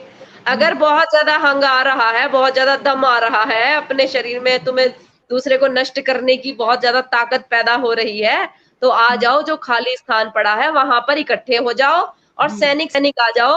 ना वृद्ध आएंगे, ना महिलाएं आएंगी, ना बच्चे आएंगे। वृद्ध, महिलाएं, बच्चे, व्यापारी, कृषक, सब अपना कार्य यथावत करते रहेंगे। बिल्कुल। ठीक है, उनको कोई कष्ट नहीं पहुंचाया जाएगा। अरे जिहाद, जिहाद से तुलना की जा सकती है? जिहाद तो ऑल बिल्कुल। टाइम चलने वाला युद्ध है, हम्म। हर समय चलने वाला। और वो भी मतलब नर पिशाचों वाला जो युद्ध होता है ना, जिसकी हम तुलना किसी किसी निकृष्ट किसी निकृष्ट कार्य से भी नहीं कर सकते। आप हमारे साथ में, मैं बहुत सारे लोगों को देखती हूँ तुरंत एकदम उठा करके महाभारत का, हाँ। रामायण का कोई ना कोई उदाहरण ले आएंगे। और फिर ये कहते हैं कि तुम क्यों एक ही ईश्वर को, तुम्हारे वेद भी तो कहते हैं एक ईश्वर को मानो, तो तुम क्यों इतने सारे लोगों को मान रहे हो, तुम क्यों ये मूर्तियां बनाते हो, इस तरह इच्छा के। और नहीं। मैंने कुछ हिंदू भी बोल रहे हैं ये बात। तो अब हमने कहा कि देखो, निराकार उपासना जो है वो उपनिषदों में लिखा है, निराकार उपासना जो है वो श्रेष्ठ है, पर जो सीधे सरल लोग होते हैं उनके लिए अगर मुश्किल पड़ती है तो वो जो है विग्रह पूजा भी कर सकते हैं, विग्रह उपासना, साकार उपासना भी कर सकते हैं। तो आपको क्या, अगर वो किसी को भी पूजे, उसको स्वतंत्र अधिकार है, वो कैसे भी अपने ईश्वर की उपासना करे। आप कौन होते हैं उसको जबरदस्ती कहने वाले। और 360 इन्होंने काबा की मूर्तियां घोंप घोंप के तोड़ डाली, तो इनको क्या हक बनता था। भारत में 40,000 मंदिर तोड़े गए हैं, हम्म। 60,000 मूर्तियां तोड़ी गई हैं। तो भारत ने तो इतना सब कुछ सहा है। हम ये कहते हैं भाई हम मूर्ति पूजक हैं, हम सूर्य की उपासना करने वाले लोग हैं, हम चंद्रमा की उपासना करने वाले लोग हैं, हम पृथ्वी की उपासना करने वाले लोग हैं, हम वायु की उपासना करते हैं, हम आकाश की उपासना करते हैं। आपको यदि तहस नहस करना है, मूर्ति मंदिर तो एक छोटी सी चीज है जो कि इस मिट्टी पानी हवा से बनती है। आपको अगर तहस नहस करना है, आप सूर्य को सबसे पहले जाकर के तहस नहस कर दीजिए। हम्म। आप चंद्रमा को तोड़ फोड़ करके डाल दीजिए, क्योंकि हम तो चंद्रमा की भी उपासना करने वाले लोग हैं। हम अपनी धरती माता की पूजा करते हैं, हम धरती को भी पूजते हैं। इस धरती को खत्म कर दीजिए। वैसे धरती को तो खत्म कर ही रहे हैं ये लोग, उसमें तो कोई दो राय नहीं है। जितना भी इनको मिल रहा है उससे तो धरती समाप्त कर ही रहे हैं। लेकिन फिर भी हम तो ये कह रहे हैं, हम तो सुबह उठ करके हमारा समाज सूर्य देवता को जल चढ़ाता है, उसकी पूजा कर रहा है। सबसे बड़ी मूर्ति तो सूर्य है आज के समय में। जी। तो आपको क्या इनसे लगता है, रिक्वेस्ट, मैं एक क्वेश्चन आपसे पूछना चाहती हूँ, आपको क्या लगता है कि हम अब हमने इनका नेचर पता चल गया, इनके ग्रंथ, इनकी किताबों में क्या क्या लिखा है वो भी हमें पता है, इनकी हमें मानसिक वो भी पता है, तो अब हमें कैसे इनसे निपटना चाहिए, हमारे हिंदू समाज को। ज्यादा से ज्यादा इनकी असलियत अपने समाज को और इनके समाज को जहां तक बता सकते हैं बताई जाए। ये काम कितना कैसे किया जाए? मतलब एक तो हम यूट्यूब चैनल से बताते हैं, तो हम और कैसे इनको जोड़ें, और ये जो सेकुलर लोग हैं जो सुनना भी नहीं चाहते, उनसे कैसे डील करें? उनसे कैसे डील करें उनसे मैं अपने सेशन में एक उदाहरण देती हूँ उनसे डील करने का, वो मैं आपके सामने रख रही हूँ। एक सेठ जी थे, उन्होंने वो व्यापार किया करते थे, उन्होंने अपनी सुरक्षा के लिए दो व्यक्ति जो अपने आप को क्षत्रिय समझते थे उनको रखा। एक दिन सेठ जी दोनों अंगरक्षकों के साथ में अपना पैसा लेकर के जा रहे थे, लुटेरों ने सेठ जी को लूट लिया। उन्होंने कहा, अंगरक्षकों मैंने तुम्हें इसीलिए रखा था क्या कि तुम मुझे देखते रहोगे? उन्होंने कहा, हमें कोई मतलब नहीं है, हमारे ऊपर कोई आंच नहीं आई है, लुटता हो लुट जाओ। है? तो हाँ, सेठ जी ने कहा लुटेरों से कि भाई ऐसा है, मुझे तो तुमने लूट लिया है, अब मैं तो लुट चुका हूं, अब ऐसा करो एक एक थप्पड़ इनके गाल पे जड़ते जाओ। एक एक थप्पड़ उन दोनों अंगरक्षकों के गाल पे जड़ा, तो दोनों अंगरक्षकों ने उस सेठ जी का धन भी छीना और उनको भी मार के भगाया। तो जो भी व्यक्ति सोया हुआ है उसको एक थप्पड़ की जरूरत है। जहां तो भी कैसे जैसे भी करें? लगता हो, जहां भी जैसे भी लगता हो, तो वो थप्पड़ की तैयारी करनी पड़ेगी। ये मैं ऑन मतलब मैं मीडिया पे बोल रही हूँ। जी। वो थप्पड़ कैसा भी हो सकता है, ठीक है? तो तो जब कैसे तक ये इन थप्पड़ लगवाया जाए, ये भी एक बात है। अब जैसे तुफैल जी, उन्होंने अपने एक उसमें कहा था कि जो आप लोग जो हैं हमारे इसको मारते हैं, तो उसने उसके बदले में तो तुफैल जी ने कहा, तो आप भी जो आपके यहाँ पर अजमेर में जो चादर चढ़ाने आते हैं, उनको आप भी जो है थप्पड़ मार लिया करिए। तो मतलब हाँ, उनको भी मार देना चाहिए जो वहां पर आते हैं, तो आप भी हिंदुओं से बदला निकाल सकते हो इस तरह से। तो मतलब ये कि अब जो आपने ये बहुत मजेदार बात बताई है और जो संकेत किया है, तो अब ये थप्पड़ किस तरह लगेगा, ये भी एक सोचने वाली बात है। जब देखिए सबसे पहला स्टेप होता है जागरूक करने का। हम्म। युद्ध का नियम होते हैं कुछ, स्टेप होते हैं कुछ। हम्म। सबसे पहला है जागरूक करने का, उसके बाद जी। है योजना बनाने का, संगठन बनाने का, जी। उसके बाद है ट्रेनिंग का, उसके बाद है एक्शन का। हम्म। तो बहुत स्तर पर हमारा समाज अभी थोड़ा सा जगा है, हम्म। उसको और ज्यादा झकझोरने की आवश्यकता है। और हम्म। सबको झकझोरने की आवश्यकता भी नहीं है। मैं आपको बताऊं, कुछ ही समाज जागरूक हो गया और ऊर्जावान समाज जागरूक हो गया, तो बाकी सब फॉलोअर्स होते हैं, सब पीछे पीछे आ जाएंगे। हम्म। अच्छा, तो मतलब अब जब हम जागरूक हो भी गए मान लीजिए, तो क्या हम वेट करें कि ये हम पर अटैक करें तो हम नहीं सेल्फ नहीं डिफेंस करें? नहीं नहीं नहीं, अटैक तो कर ही रहे हैं, अटैक तो हर दिन हो ही रहा है। तो बस हम इनसे लड़ते रहें, मतलब जब जब ये अटैक करें तो हम उनका सामना करें, बस यही करते रहें? या हम इस समस्या को जड़ से कैसे निपटाएं? ज्यादा से ज्यादा घर वापसी बड़े स्तर पर, हम्म। उसके लिए अपना समाज तैयार हो और उसके लिए उनके समाज के अंदर भी जा करके बात की जाए। तो बहुत ये जो सारा समाज मौलवी हैं यही कन्वर्ट करते हैं, और मौलवियों जो है अपने पेट पर लात तो मारेंगे नहीं। अगर वो सारी ये झूठी मीठी कहानियां सुनाते हैं कि कूड़े वाली कहानी, और ये सब जो कुरान और इधर किताबों में नहीं पाई जाती है, इस तरह जो है मोहम्मद को डिपिक्ट करते हैं, तो ये सब झूठी बातें छोटे बच्चों को बताते हैं और उनको बरगलाते हैं। तो अगर ये सच्ची बात बता देंगे, तो फिर इनके ही पेट पर लात अपने क्यों मारेंगे ये? तो ये देखिए, तो मैं एक बात कहती हूँ, मैं एक बात कहना चाहती हूँ। हमारे देश में 28 लाख मस्जिदें हैं। हम्म। 28 लाख मस्जिदों में एक एक मौलवी है। हम्म। हमारे देश में लगभग 2.5 से 3 लाख मदरसे हैं, हम्म। उनमें एक एक मौलवी है।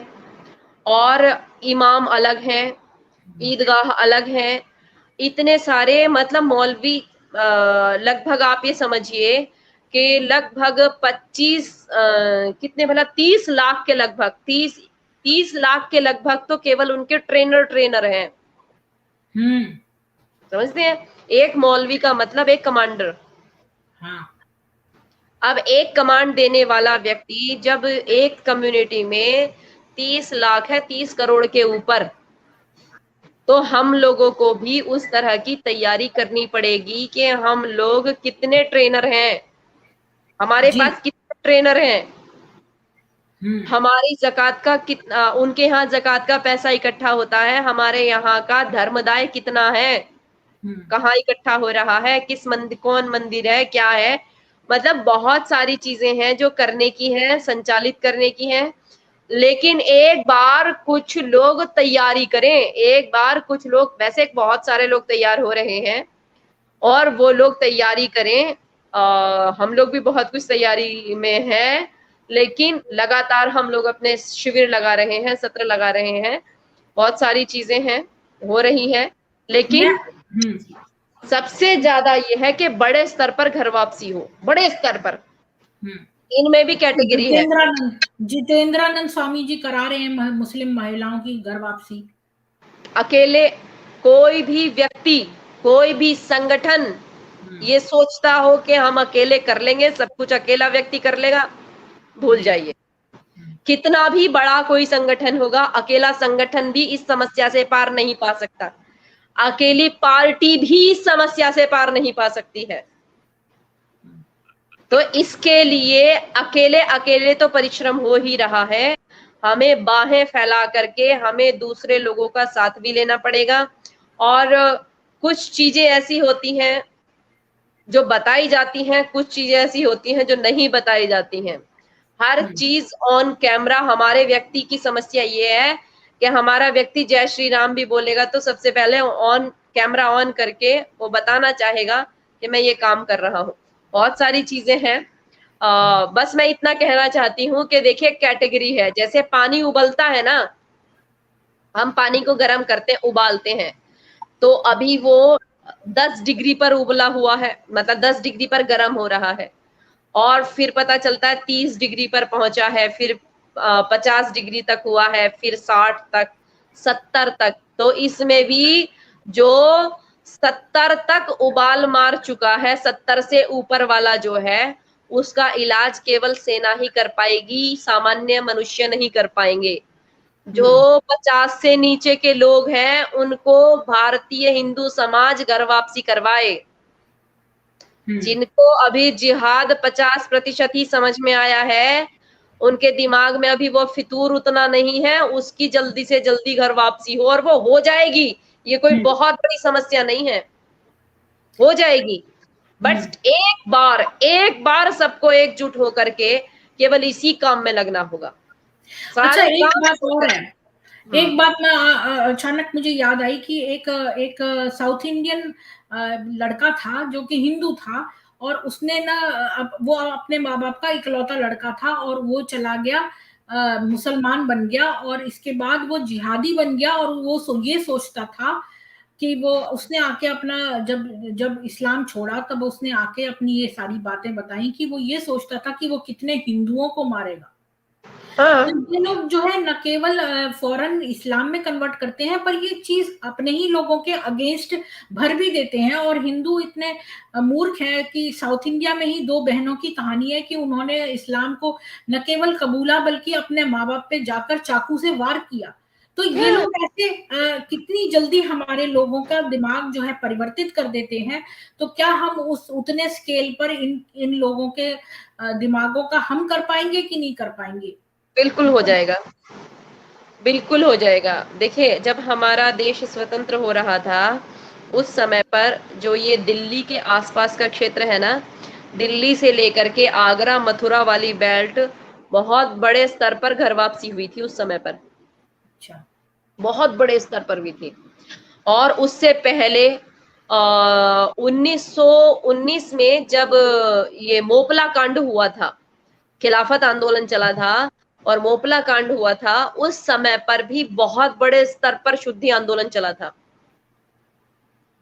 तो लाखों लाखों की संख्या में लोग आए थे। आएंगे, दबाव बनाया जाए, दबाव से ही होगा सारा काम। एक तो हमारा समाज मजबूत हो, अपने अपने नेताओं को पकड़े, अपने अपने नेताओं को मैनेज करे। पुष्पेंद्र कुलश्रेष्ठ जी बहुत अच्छा वो सुनाते हैं, तब वो जो सभा लगाते हैं वो बहुत लोगों को घर वापसी कराने का कार्य भी करते हैं। अच्छा, मैं वो बात कहना भूल गई कि वो जो लड़का था, जो जिहाद करके और हिंदू कितने मारूंगा ये सोचता था, उससे ये पूछा गया कि वो कौन सी बात थी जो उसको इस्लाम की तरफ खींच ले गई। तो उसने ये बताया कि वो कम्युनिटी फीलिंग, जब वो जो हिंदुओं में एब्सेंट है, वो उसको वहां जब वो जाता था फ्राइडे को जो नमाज पढ़ने या जो भी, तो वहां पर सारे लोग इकट्ठे होकर एक दूसरे से भाईचारा करते हैं, भाईजान भाईजान कह के बात करते हैं, और सारे आत्मीयता की स्पिरिट रहती है, वो हिंदुओं में लैकिंग है, और इस वजह से वो वहां जाता था। अब हमारे यहाँ मंदिर में हर कोई संडे संडे मंदिर नहीं जाता है, मंदिर कभी कभार जब त्योहार होता है तब लोग चले जाते हैं, अपना कोई श्राद्ध का काम हुआ तब चले गए, इसके अलावा और कोई अटेंडेंस नहीं लगाता। अब क्रिश्चियंस भी हर संडे जाते हैं, तो ये मतलब उनके अंदर ज्यादा आत्मीयता होती है। जब वहां जाती थी ना चर्च में, तो जब चर्च का जो मिनिस्टर है वो अपनी सर्विस खत्म करता था, तो हमको बोलता था कि अब अपना लेफ्ट वाले के साथ मिलिए, फिर अपने राइट वाले और अपने पीछे वाले और अपने आगे वाले से हाथ मिलाइए। तो वो ये अनाउंस करता था, और इसके बाद हम सब लोग एक दूसरे से बातचीत करते थे, और उसके बाद चाय का सेशन होता था, टी एंड बिस्किट वाला, और उसमें सारे बेसमेंट में जाकर और वहां एक दूसरे से बातचीत करते थे और जानकारी बढ़ाते थे। तो ये भी था, और एक दूसरे को सपोर्ट करना है जो उस चर्च में आया, तो हर हर संडे को सब लोग जाते ही थे, अटेंडेंस लगती ही थी। तो ये मतलब कोई कहीं जगहों पर तो ये जो राधा स्वामी ये हैं, ये भी मुझे इनका ही एक रूप लगता है, क्योंकि साईं बाबा थे वो भी चांद मियां थे। तो ऐसे मुझे राधा स्वामी के जो किताबें हैं, पोथियां हैं, वो भी उर्दू में है, और वहां पर भी अटेंडेंस लगती है कि भाई कितने लोग आए, क्या ये अटेंडेंस का सिस्टम, जिज्ञासु कितने हैं और अटेंडेंस लगाते हैं, तो यहाँ पर भी अटेंडेंस टाइप का एक लगता है। तो ऐसे मुझे नहीं पता कि हो सकता है यहाँ मस्जिदों में भी अटेंडेंस होती हो, पर हिंदू मंदिरों में ऐसा कुछ नहीं है, ना कोई बाध्य है। तो ये भी एक कारण है कि हमारे अंदर ये जो कम्युनिटी फीलिंग है, इससे बच्चे वहां ज्यादा अट्रैक्ट फील करते हैं। बिल्कुल, वो ये वास्तव में अभाव है, वो तो है ही है। क्योंकि हमारे यहाँ स्वतंत्रता का वातावरण है। बात ये है कि लक्ष्य से सब चीजें होती हैं। आपका लक्ष्य जिस प्रकार का है ना, उसी तरह से आपके क्रिया कर्म सब होने लग जाते हैं।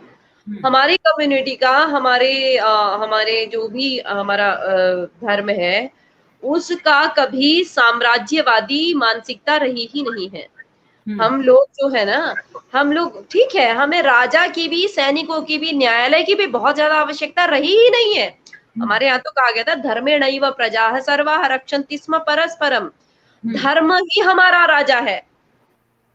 हम लोग तो धर्म का आचरण करते करते कि भाई मैं तेरा ना बिगाड़ू कुछ, तू मेरा मत बिगाड़ना, मैं तेरे घर चोरी नहीं करूंगा, तू मेरे लिए मत यहाँ तक कि मन का भी हमने मना किया कि मन में भी नहीं लाना है किसी के प्रति बुरा भाव। ये इस तरह के जीवन जीने वाली, इस तरह की शैली में रहने वाला जो व्यक्ति है, वो व्यक्ति प्रत्येक रविवार को मिले या प्रत्येक उसको मिले, ऐसा बिल्कुल जरूरी नहीं होता है। लेकिन जो साम्राज्यवादी विचारधाराएं हैं, क्योंकि उनको अपना साम्राज्य विस्तार करना है, इसीलिए उनको प्रत्येक व्यक्ति को जोड़ना है। अब उस जोड़ने में उनको दिखावा करना है। आखिर एक बात देखिए, इनका दिखावा कितना बड़ा है। ये केवल कम्युनिटी का जो भाव है ना, वो केवल दूसरे को दिखावे के लिए है। बाकी इनके आपस में जो कम्युनिटी का भाव है, वो आप देख लीजिए, देश के देश आपस में एक दूसरे को मार काट रहे हैं। शिया सुन्नी को खत्म कर देगा, सुन्नी शिया को 72 फिरके हैं, आपको पता है इनके 72 फिरके हैं, और एक ही फिरका जो है वो जाएगा। अच्छा, ये जो है मुशर्रफ शाह हमारे गेस्ट के बारे में इस तरह की बातें लिख रहे हैं आपके विषय में, तो ये इनकी मूर्खता है। मैं तो यही कहूंगी, मुशर्रफ जी आप तो बहुत ही मूर्ख हैं, जो आप जो है वो ऐसी बातें लिख रहे हैं, क्योंकि मुसलमान ही विक्टिम है इस्लाम के सबसे पहले तो। नहीं, इनकी महिलाओं का क्या हाल हुआ? अफगानिस्तान में महिलाओं की स्थिति क्या है? और हिंदुओं से अलग रह करके इस्लाम ने कौन सी बड़ी उन्नति कर ली है? पाकिस्तान अलग हुआ ना, पाकिस्तान भारत से इसीलिए अलग हुआ था क्योंकि पाकिस्तान में जो गए लोग हैं या जो मुसलमान थे, उन्होंने ये कह दिया था कि हम हिंदुओं के साथ रहना नहीं चाहते, हम इनके साथ जीवन जीना नहीं चाहते, हम नहीं जी सकते हैं। पाकिस्तान बना करके उन्होंने कौन सी उन्नति कर ली भाई? कौन सा तो, ऐसा आदर्श स्थापित कर लिया है जो भारत के साथ नहीं हो सकता था? तो ये तो बकवास है कि जो भी मतलब खैर मुझे तो आप लोग गालियां दीजिए, कोई दिक्कत नहीं है, मुझे उससे कोई हमारे परेशानी यहाँ नहीं है। हमारे यहाँ चैनल पे आ जाते हैं एक आध मुसलमान जो अपनी भड़ास निकालना चाहते हैं, उनको तो बुरा कोई लगता है कि ये समस्या लोग नहीं है। क्यों। अब जो मैं अखबार वाला वो करती हूँ उसमें भी वो कहता है आप लोगों को क्यों गलत बता रहे हैं। बताओ, मैं उसके अखबारात में से जो ट्रू चीजें हैं वो बता रही हूँ और जो बेकार का नैरेटिव है वो खत्म कर रही हूँ, वो उल्टी बात कह रहा है। ऐसी ये भी है। वो मौलवी के द्वारा पूरा वो कर दिया है ना भाई, अब हाँ, ये ट्रेंड होते हैं। अरे इनके जी वेबसाइट्स हैं, यहाँ मैंने एक वेबसाइट पे पहुंच गई, उसमें ये लिखा था कि ये जो अगर हमसे इस बात पे प्रश्न पूछते हैं हिंदू तो हम इस बात का क्या जवाब दें। तो वो उसकी एक वेबसाइट बनी हुई है। और आपको पता है हिंदुओं पर अटैक करने की वेबसाइट बनी है, उसमें लिखा है ब्लीचिंग पाउडर कैरी करो। तो ये भी जो मैं तो समझती हूँ डॉक्टर साहिबा आचार्य जी की हम लोगों को जब हमारे पास कोई स्ट्रेटेजी ना हो तो सामने वाले की स्ट्रेटेजी ही अडॉप्ट कर लेनी चाहिए। तो यस जो जो ये काम करते हैं वो काम हमें भी कर लेने चाहिए, क्योंकि हमारे बिल्कुल पास समय कम है और हमने कोई ऐसा नीतियां नहीं बनाई हुई हैं दूसरे पे अटैक करने की जो इन्होंने बनाई हुई है, बहुत नीचतापूर्ण धृष्टतापूर्ण। क्योंकि धृष्टता मैं इसलिए कहूंगी क्योंकि मेरे फादर बताते हैं कि एक जब हिंदू मुसलमान दंगे हुए थे जब वो छोटे थे, तब वहां पर एक हिंदू मोहल्ला था, उसमें मुसलमान रहता था। तो उसको एक हिंदू व्यक्ति ने शरण दे दी अपने घर में सोने के लिए, क्योंकि वहां पर हिंदू मुस्लिम दंगे थे तो उसकी जान को खतरा था। तो उसने रात को उठ के सबको मार दिया और छोटे बच्चों तक को नहीं छोड़ा और बूढ़ों तक को नहीं छोड़ा। तो मतलब कि ये लोग रात को उठ के अटैक करते हैं। एक तो ये बात मोहम्मद की भी थी कि वो भी रात में जो छोटे बच्चे थे दूसरों काफिरों के सोए हुए, जो मैंने आपको भी सही मुस्लिम बिल्कुल का बिल्कुल फोर बिल्कुल तो वो मार देते थे उन बच्चों को, और दूसरे एम्बुश करके। ये दो तरीके थे उनके अटैक के। और जब जब कम कम उसमें हो, जब दुश्मन ज्यादा तेज नजर आए तब अलतकिया कर लो तुरंत। क्या कर लो, ये हाँ ये सब इनके वो माने हुए हैं, हमें मालूम है। बिल्कुल बिल्कुल बिल्कुल। हाँ, तो आपको कौन सी चीजें नहीं पसंद है मुशर्रफ शाह जी, यहाँ पर नीचे लिख के बता दो। कह रहे हैं कि वैसे आपकी नॉलेज को वो अप्रिशिएट करते हैं पर कुछ चीजें आपकी उनको पसंद नहीं आई हैं। भाई आपकी इच्छा है, देखो आप हम तो किसी के प्रति वो नहीं करते, हमारा तो हिंदू धर्म इतना महान है कि हमने पहले से ही सबको गले लगा करके रखा है। सब जी जिसको पसंद आया वो इसमें घुलता मिलता चला गया, सब आते चले गए, किसी को जी कोई परेशानी नहीं हुई है, सबसे बड़ी बात यह है। और दूसरी बात यह भाई, हम लोग किसी बात को तब स्वीकार करते हैं जब हम उस पर शास्त्रार्थ कर लेते हैं। हमारे यहाँ शास्त्रार्थ की परंपरा रही है। वाद विवाद होता है, जो व्यक्ति जिस व्यक्ति का पक्ष अधिक तर्कपूर्ण होता है, अधिक प्रमाण वाला होता है, उसको हम स्वीकार कर लेते हैं। जिसका प्रमाण नहीं होता, तर्क नहीं होता, उसको हम नहीं स्वीकार करते हैं। आइए आप लोग खुले में शास्त्रार्थ कीजिए, आपके जितने भी मौलवी हैं, मौलाना है, सब बैठो, खुले में शास्त्रार्थ करो, तर्क करो, चर्चा करो। हम तो मारकाट की बात कर ही नहीं रहे हैं, हम तो चर्चा की बात कर रहे हैं, खुले में चर्चा हो, आओ बिल्कुल। बैठो। मैं तो कहती हूँ मुशर्रफ शाह जी, आप अपने घर के जाके अपने बूढ़े जो लोग हैं उनके पूछिए उनके पुरखे कौन थे, तो सब सनातनी हिंदू ही निकलेंगे जिन्होंने डर की वजह से जो है इस्लाम कबूल लिया। आप जाके पता करिए और घर वापसी करिए। मत मानो भाई, आप मत मानो किसी को कि आपके पुरखे कौन थे या क्या थे, आप बिल्कुल मत मानो। हम तो ये कहते हैं आप जो भी मान रहे हो उसे एक बार बुद्धि से ठीक से अपनी आंखों से खोल करके मान लो, बस अपनी बुद्धि से तर्क करो।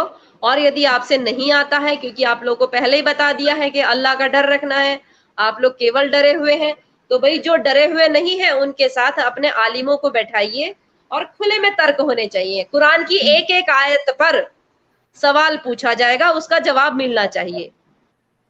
बिल्कुल। भाई जिसको भी आप मानते हो, चाहे आप जिब्राइल मिकाइल और मोहम्मद साहब, जिसको भी मानते हो ना, आप खलीफा देखिए, दुनिया भर के ऊपर ही मानते हो, आप उसके ऊपर क्वेश्चन किया जाएगा और आप उसका सटीक आंसर दीजिए, तर्क से आंसर दीजिए। ये देखिए कि एक किताब मैं लिख दूं और बोल दूं कि ये किताब जो है वो कहती है कि प्रीति ही अल्लाह है, और प्रीति कहती है कि किताब मानो, किताब कहती है प्रीति मानो। तो ये वही ये ये बहुत बहुत अच्छा वो है, ये कंसेप्ट है है ना, ये। तो यही इनका कॉन्सेप्ट है कि हाँ। ये जो है कहते हैं कि मोहम्मद ने जो है अपने सारे सेक्सुअल डिजायर्स जो है वो अगर ऐसे ही कहता कि मैं अल्लाह हूं तो लोग उस पर मानते नहीं, तो उसने ये कहा कि वो अल्लाह है, मतलब मैं कहता हूं तू अल्लाह को मान और अल्लाह कह रहा है मोहम्मद को मान, तो बस ये हो गई ये साइकिल। ये आमिर खान ने बताया नहीं। असल में आमिर खान ने ना सबको बताया कि तुम्हारी कोई फिरकी ले रहा है, मंदिर में जा रहे हो हाँ तो तुम्हारी कोई फिरकी ले रहा है, तो ये वाली बात बताई नहीं कि अल्लाह कहाँ है और हाँ, उसको कैसे प्रेजेंट इस्लाम किया पे तो गया कुछ भी नहीं बताया उसने, इस्लाम पे के कहा नाम उसने पे। कुछ खास बताया, सारा उसके कुछ तो नाम पे हिंदुओं पे ही था, सारा कुछ हिंदुओं 180 पर ही था। करोड़ हम्म, 180 करोड़ मुसलमान हैं पूरे वर्ल्ड के अंदर, उनके साथ कितनी बड़ी फिरकी ले ली है ये हम्म, उनको पता नहीं चल पा रहा। बिल्कुल। आमिर खान को और सैफ खान को तो देश निकाला दे देना चाहिए बिल्कुल ही, मेरे हिसाब से ये मेरा ओपिनियन है, क्योंकि आमिर खान जो है उसने एंटी नेशनल काम किया, वो टर्की जाके मिला, तो वो उसको तो फौरन ही देश निकाला दे देना चाहिए। और जो दूसरा है वो सैफ, उसकी हिम्मत कैसे हुई कि वो अपने बच्चों के नाम जो है हिंदू, वो बिल्कुल हिंदुस्तान में रह रहा है और उनके मुस्लिम आक्रांताओं के नाम पर उसने जो है अपने बच्चों के नाम लिखे हैं, तो वो चला जाए वहीं मंगोलिया टर्की जहां भी से भी आए थे चंगेज खान तैमूर लंग, वहीं जाके रहे वो। बिल्कुल। तो अच्छा हाँ, तो हम और क्या ये कहना चाहती हूँ मैं कि ये तो आपने पहला पॉइंट बताया कि लोगों को उजागर वो करना चाहिए जो एक्स मुस्लिम्स कर रहे हैं अभी, पर उसमें भी एक्स मुस्लिम्स की अपनी कम्युनिटी बनती जा रही है। अब धीरे धीरे लोग उनको मुसलमान आके कहते हैं भाई आप इस्लाम के बारे में ही क्यों बोलते हो कि इस्लाम नहीं है, आप बोलो कि खुदा ही नहीं है, मतलब कोई भी नहीं है, हिंदुओं की भी बुराई करो बाकी धर्मों की भी। अब कुछ एक्स मुस्लिम जो है वो अब सारे जैसे हैरिस सुल्तान टाइप के लोग, मैंने मेरे सुनने में आया है कि ये लोग जो है वो उनकी भी बुराई कर रहे हैं, सनातन ईश्वरों की भी बुराई कर रहे हैं। जब आप इस्लाम से निकले हो तो आप केवल इस्लाम को जानते हो, जब आप सनातन धर्म को जानते ही नहीं हो तो आपको क्या हक बनता है कि उसके बारे में कुछ कहिए। और अगर कोई बात है तो पहले आप बिना जाने क्यों कह रहे हैं, या तो आप जानिए किसी से शास्त्रार्थ करिए तब जाके आप अपना ओपिनियन बताइए। बिल्कुल बिल्कुल बिल्कुल। और नहीं, जो हैरिस सुल्तान है ना वो असल में पाकिस्तानी है, हम्म, तो पाकिस्तान में रहने का भी उसको ये घमंड है कि तू भारत में, भारत की बुराई करना है, उसको पाकिस्तान का वफादार दिखाना है अपने आप को, एक्स हम्म, मुस्लिम भी दिखाना है और पाकिस्तान का वफादार भी दिखाना है, तो उसको हम्म, भारत की बुराई करनी पड़ेगी। अब भारत की बुराई में केवल एक ही आता है, हिंदुओं की बुराई करनी पड़ेगी। हाँ, तो वो उनकी जो मानसिक है ना, मानसिक जो तैयारी जो उनको बचपन से कराई गई है, उसमें वो केवल 50% ही बाहर आए हैं। अभी वो उस चीज से बाहर नहीं आए हैं कि दूसरे लोगों को रिजेक्शन जो है ना इस्लाम का, जो कंसेप्ट है ना कि जो भी कोई दूसरा है ना इस्लाम से अतिरिक्त कोई भी, उसको रिजेक्ट करना पहला हम्म, काम है। हम्म। तो अभी वो वाला काम नहीं भूले हैं, तो वो लगे हुए हैं। अच्छा, ये जो इस्लाम छोड़ आते हैं ये लोग भी हर चीज को इस्लामी चश्मे से देखते हैं, इनका जो नजरिया है वो चेंज नहीं हुआ है, इनको पता ही नहीं है सनातन धर्म की जो जेनरोसिटी है।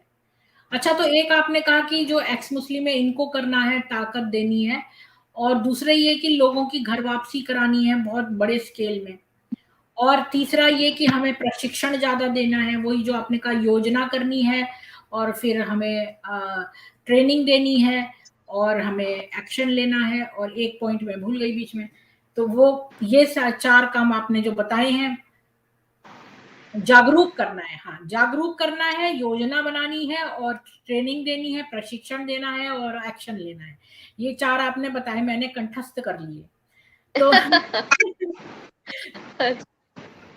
तो हमें ट्रेनिंग जो है, फिर वही बात है ना, वो अग्निवीर में तो सारे यही लोग आके ट्रेनिंग ले रहे हैं, तो हम हिंदुओं के लिए एक्सक्लूसिव कोई ट्रेनिंग प्रोवाइड ना कर सके, ऐसा कोई प्राइवेट ऑर्गेनाइजेशन, अगर गवर्नमेंट नहीं है तो कोई ऐसे नहीं कर सकते हैं कि जिसमें हिंदू ही खाली आए। जो लोग अग्निवीर में जा करके इस बात को समझ करके आएंगे कि क्या हो रहा है, वही लोग बनाएंगे। हाँ हाँ, आपने ये भी सही कहा। हाँ, तो अच्छा ये कि मेरे जैसे जो लोग हैं जो बाहर विदेश में बैठे हुए हैं, हम लोग क्या कैसे हेल्प करें? आप लोग सोशल मीडिया से जागरूकता फैलाते रहिए। ज्यादा मतलब वो है ना, ज्यादा आवाज होगी, जिसकी ज्यादा आवाज होगी दूसरे के बहरे कान में भी पहुंचे, तो वो आवाज करते रहिए। हाँ, सबसे बड़ी बात है ये। तो मैं बनाती रहती हूँ वीडियोस, लेकिन मेरे यहाँ बहुत ज्यादा अभी लोग नहीं जुड़ते हैं इतने ज्यादा, जैसे कि कई चैनल्स पे और जुड़ते हैं जहाँ वाद विवाद होता है। तो मैं कुछ अपने ग्रंथों के बारे में बता देती हूँ, कुछ इस्लाम के बारे में, और कुछ ये सब आजकल की प्रेजेंट चीजें हैं, इन पर डिस्कशन हो जाता है। बस ये 3 तरह के कार्य करती हूँ। तो मैं आपका कोई ऐसा अपना यूट्यूब चैनल है, या कोई आप ऐसी संस्था चलाती हैं जहाँ पर लोग आपसे जुड़े? कर्मयोगी नाम से मेरा यूट्यूब चैनल है। अच्छा। कर्मयोगी नाम से ही मेरी एक टीम है, संस्था नहीं कहूंगी उसको, मेरी एक टीम है जो अपने लोगों को जागरूक करने का ग्राउंड पर जाकर के काम करती है। अच्छा, तो इसमें और आपको किसी चीज की जरूरत पड़ती है, फंड्स की, या श्रमदान की, या दूसरे तरह के दानों की उसमें आवश्यकता? मुझे हर तरह के दान की आवश्यकता है। उसमें जन भी चाहिए, मन भी चाहिए, और धन भी चाहिए। हर प्रकार की आवश्यकता है, क्योंकि देख रहे हैं युद्ध किस स्तर पर है, और हमें ज्यादा से ज्यादा मौलवी के लेवल पर प्रचारक तैयार करने हैं। जी। हमारे हमारे लोग अब सोशल मीडिया पर तो आ गए हैं, लेकिन ग्राउंड को संभालने वाले अभी प्रचारक नहीं है जी। उतने। हाँ, उतने लोग समर्पित नहीं हैं अभी, ना वो उतना जानते हैं। बहुत सारे लोग समर्पित तो हैं, लेकिन उतना जानते नहीं हैं। तो उनको ट्रेन करना कि वो ग्राउंड पर जाकर के लोगों को जागरूक कर सके। आपका कोई वो है जो जिस पे आपको फाइनेंशियली दिया जा सके, ऐसा कोई पेटीएम नंबर या ऐसा कुछ है जो आप अभी अब आपके पास है, जो आप शेयर करना चाहेंगी? तो मैं हाँ यहाँ जी, शेयर करूंगी। बिल्कुल है मेरे पास। 7 ट्रिपल, एक मिनट सॉरी मैं मुझे मालूम नहीं था, लेकिन मैं निकाल करके आपको हाँ, अभी तो या फिलहाल प्राइवेट चैट है ना, प्राइवेट चैट जो राइट में आप देख रही हैं, इस पर भी लिख सकती हैं।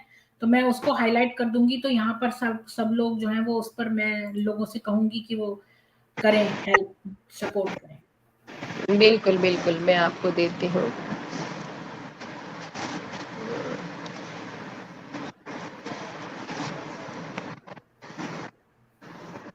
हमारे समाज को अभी ट्रेनिंग की बहुत ज्यादा आवश्यकता है, हम्म। बौद्धिक ट्रेनिंग की भी, शारीरिक ट्रेनिंग की भी।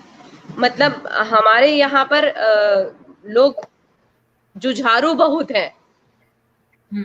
बहुत मतलब मन से काम करते हैं, लेकिन कई बार ट्रेनिंग के अभाव में वो कई बार ऐसी गलतियां कर देते हैं जिससे कि जो नहीं होनी चाहिए थी। हम्म।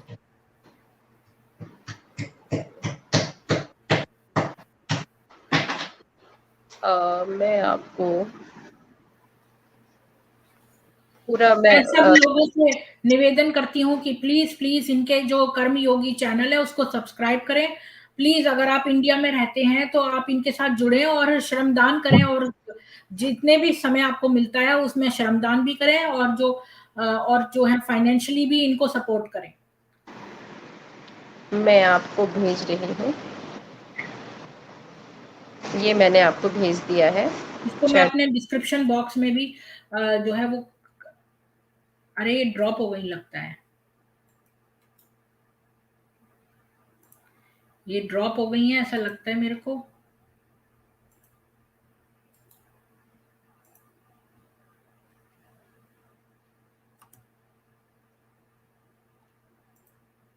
तो ये आप तब तक नोट कर लीजिए, इसका स्क्रीनशॉट ले लीजिए प्लीज, क्योंकि ये जो है वो इस पर आपको इनकी फाइनेंशियल भी असिस्टेंस करनी है, और सब तरह से असिस्टेंस देनी है। ये एसबीआई के अकाउंट डिटेल्स लिखे हैं, और इसका स्क्रीनशॉट सब लोग ले लीजिए अभी, और इनके कर्म योगी चैनल को अभी जाके सब्सक्राइब कर लीजिए। सब लोगों से मैं निवेदन करती हूँ कि जो जो लोग मुझे, मेरे चैनल को देखते हैं, मुझे पसंद करते हैं, तो प्लीज समझिए कि ये यही वो चैनल है जिस पर आपको जाकर सपोर्ट करना है। और यहीं पर आपको फाइनेंशियली, फिजिकली सब तरह से, और अपनी घर की बहू बेटियों को भी बोलिए कि यहाँ पर ट्रेनिंग लें। बोलिए। जी, आप सब लोग यदि चाहते हैं कि आपकी बेटी लफ्ज़ हाथ से बच जाए, आप चाहते हैं कि आपकी बच्ची को हिंदू धर्म के बारे में भी जानकारी हो। प्रायः हो ये जाता है कि बहुत सारे बच्चों को ये तो पता है कि इस्लाम कैसे गति कर रहा है, लेकिन अपने धर्म के विषय में नहीं पता। तो जब उनसे अपने धर्म के विषय में पूछते हैं, तो वो बेचारे चुप हो जाते हैं और मौलवी उनको बहका ले जाता है। तो अपने धर्म के विषय में भी और शत्रु की विचारधारा के विषय में भी यदि आपने जानना है, तो आप कर्मयोगी चैनल के माध्यम से, कर्मयोगी टीम के माध्यम से आप हम तक पहुंच सकते हैं। और मेरा कहना यही है कि आप ज़्यादा से ज़्यादा हमारे जो सेशन लगते हैं, उसमें अपने बच्चों को भेजें, अपने खुद भी बैठें, जिससे कि आपको पता चले कि भारत में हम लोग किस दशा में पहुंच चुके हैं।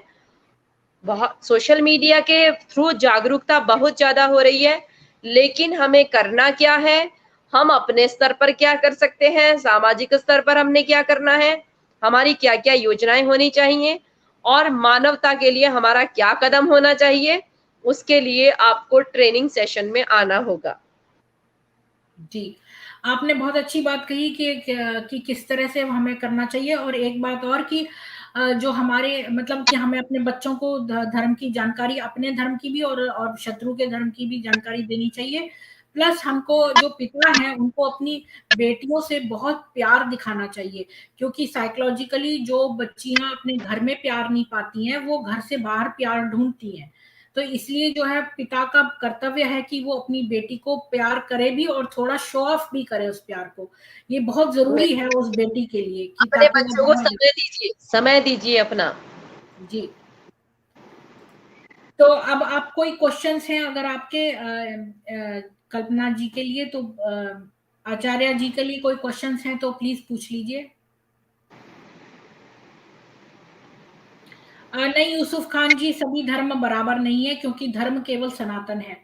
और अगर आप मेरे साथ एक स्ट्रीम पर आएँगे तो मैं आपको के साथ इस विषय पे बातचीत कर सकूँगी।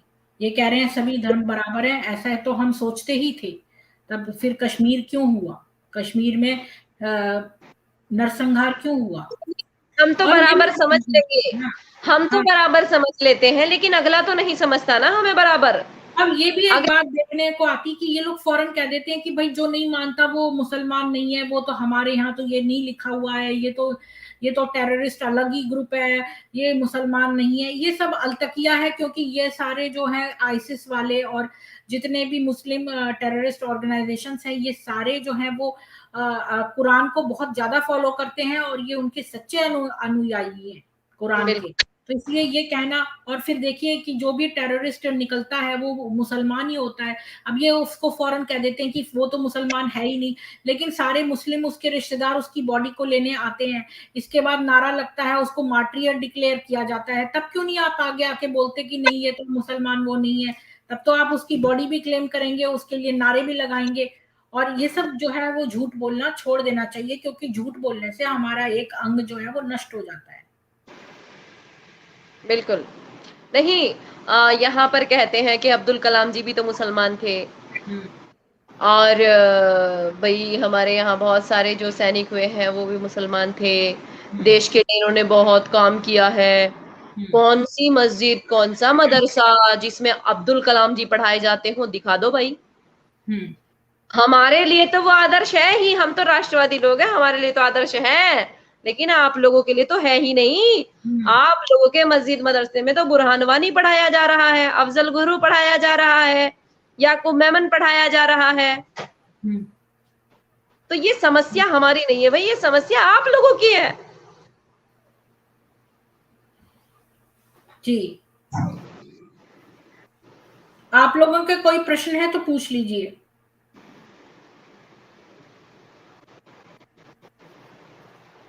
दीक्षित जी, कोई भी आप लोगों के प्रश्न है तो आप भी जो हिंदू नारियों को क्या संदेश देना चाहती हैं वो भी दे दीजिए। हिंदू नारियां सबसे पहले अपना परिवार देखें। मेरी बहुत हाथ जोड़ करके विनती है, क्योंकि हिंदू नारी के ऊपर ही परिवार टिका हुआ है, और जब परिवार ही गड़बड़ हो रहा है तो समाज और राष्ट्र को सुधारने वाला कोई ताकत बाहर से नहीं आने वाली है। मेरी नारियों, आप लोग अपना कर्तव्य समझो, छोटी छोटी बात पर अपना परिवार मत बिखेरो, छोटी छोटी बात पर अपने बच्चों को बर्बाद ना करो। बहुत बुरी स्थिति हो गई है। पहली बात तो बच्चे पैदा नहीं करते, उसके बाद फिर उनको पालने की स्थिति भी बहुत गड़बड़ हो रही है। आप लोग अपना परिवार संभालें।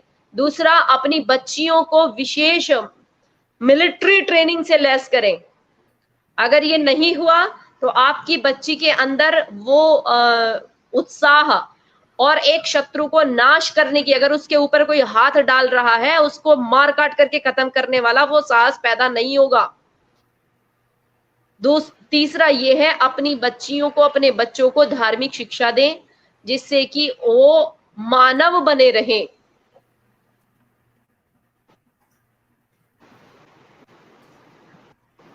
पर ये तो अमानवीय कार्य कर रहे हैं, तो इनका जो है अमानवीयता का हम मानवीयता से कैसे करेंगे? अमानवीयता, मानव जब बन जाएंगे ना, मानव बनने में बहुत कुछ निहित है।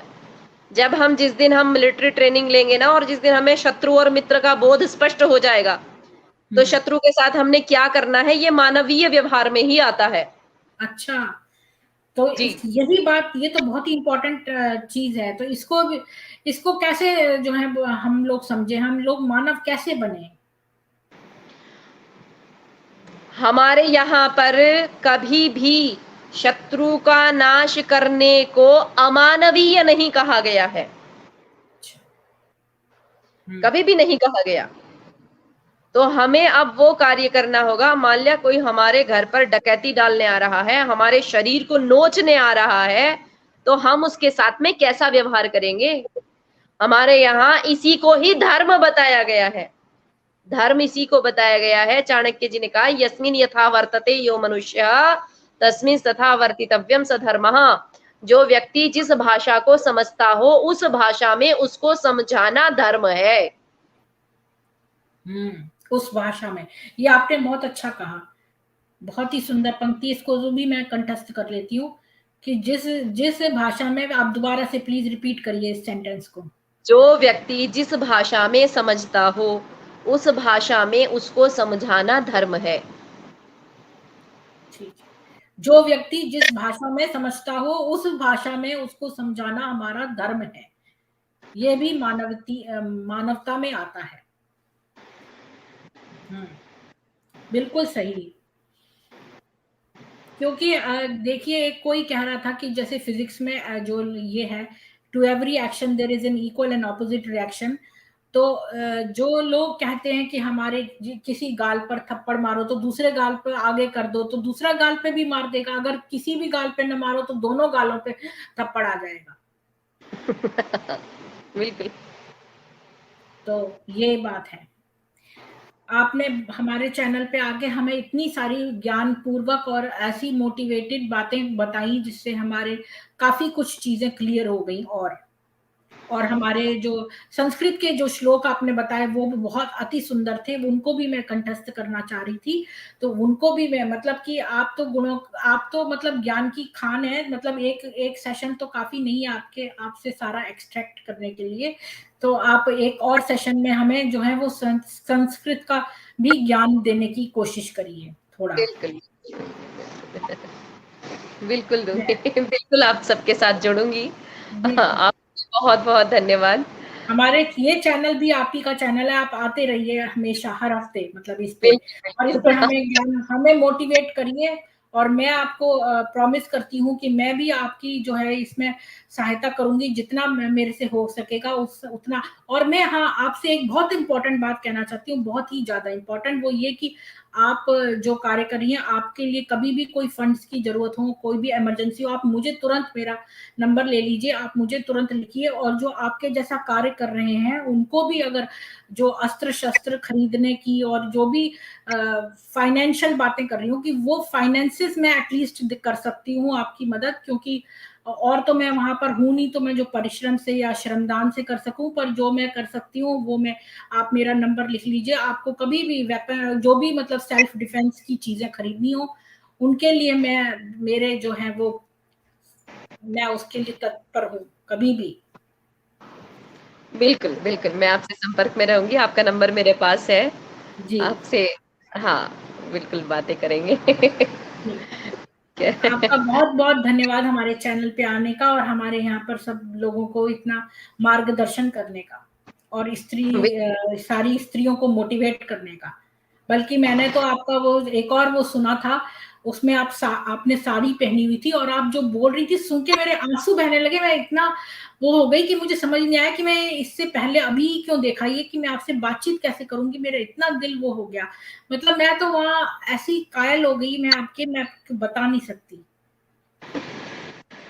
ऐसे ही मुझे एक जो सारी विमेन के लिए एक जो है वो आप एक मोटिवेशनल वो भी आपका एक सेशन रखना चाहूँगी एक।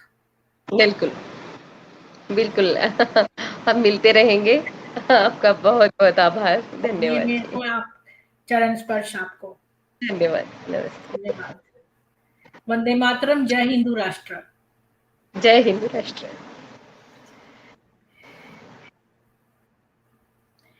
तो ये सेशन तो अच्छा हो गया। हमें ये इनका इतना अच्छा प्रभाव था, मैं क्या बताऊँ, इनकी वाणी सुन के मुझे ऐसा लगा कि काश मैं वहाँ होती तो मैं इनके पैर छू लेती। मुझे इतनी मतलब दीक्षित जी मैं आपको क्या बताऊँ। अच्छा मैं एक इनवाइट भेज देती हूँ।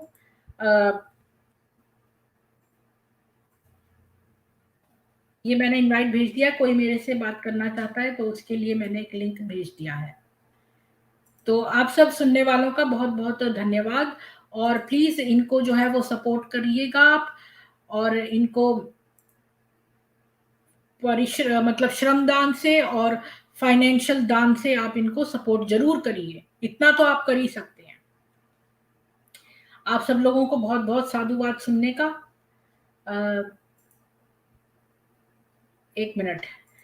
तो इस वीडियो को ज़्यादा से ज़्यादा जो है वो शेयर करिए और मेरे साथ जो अभी बैक में बात करने के लिए मैंने इस लिंक दे दिया, इस पर आप क्लिक कर सकते हैं।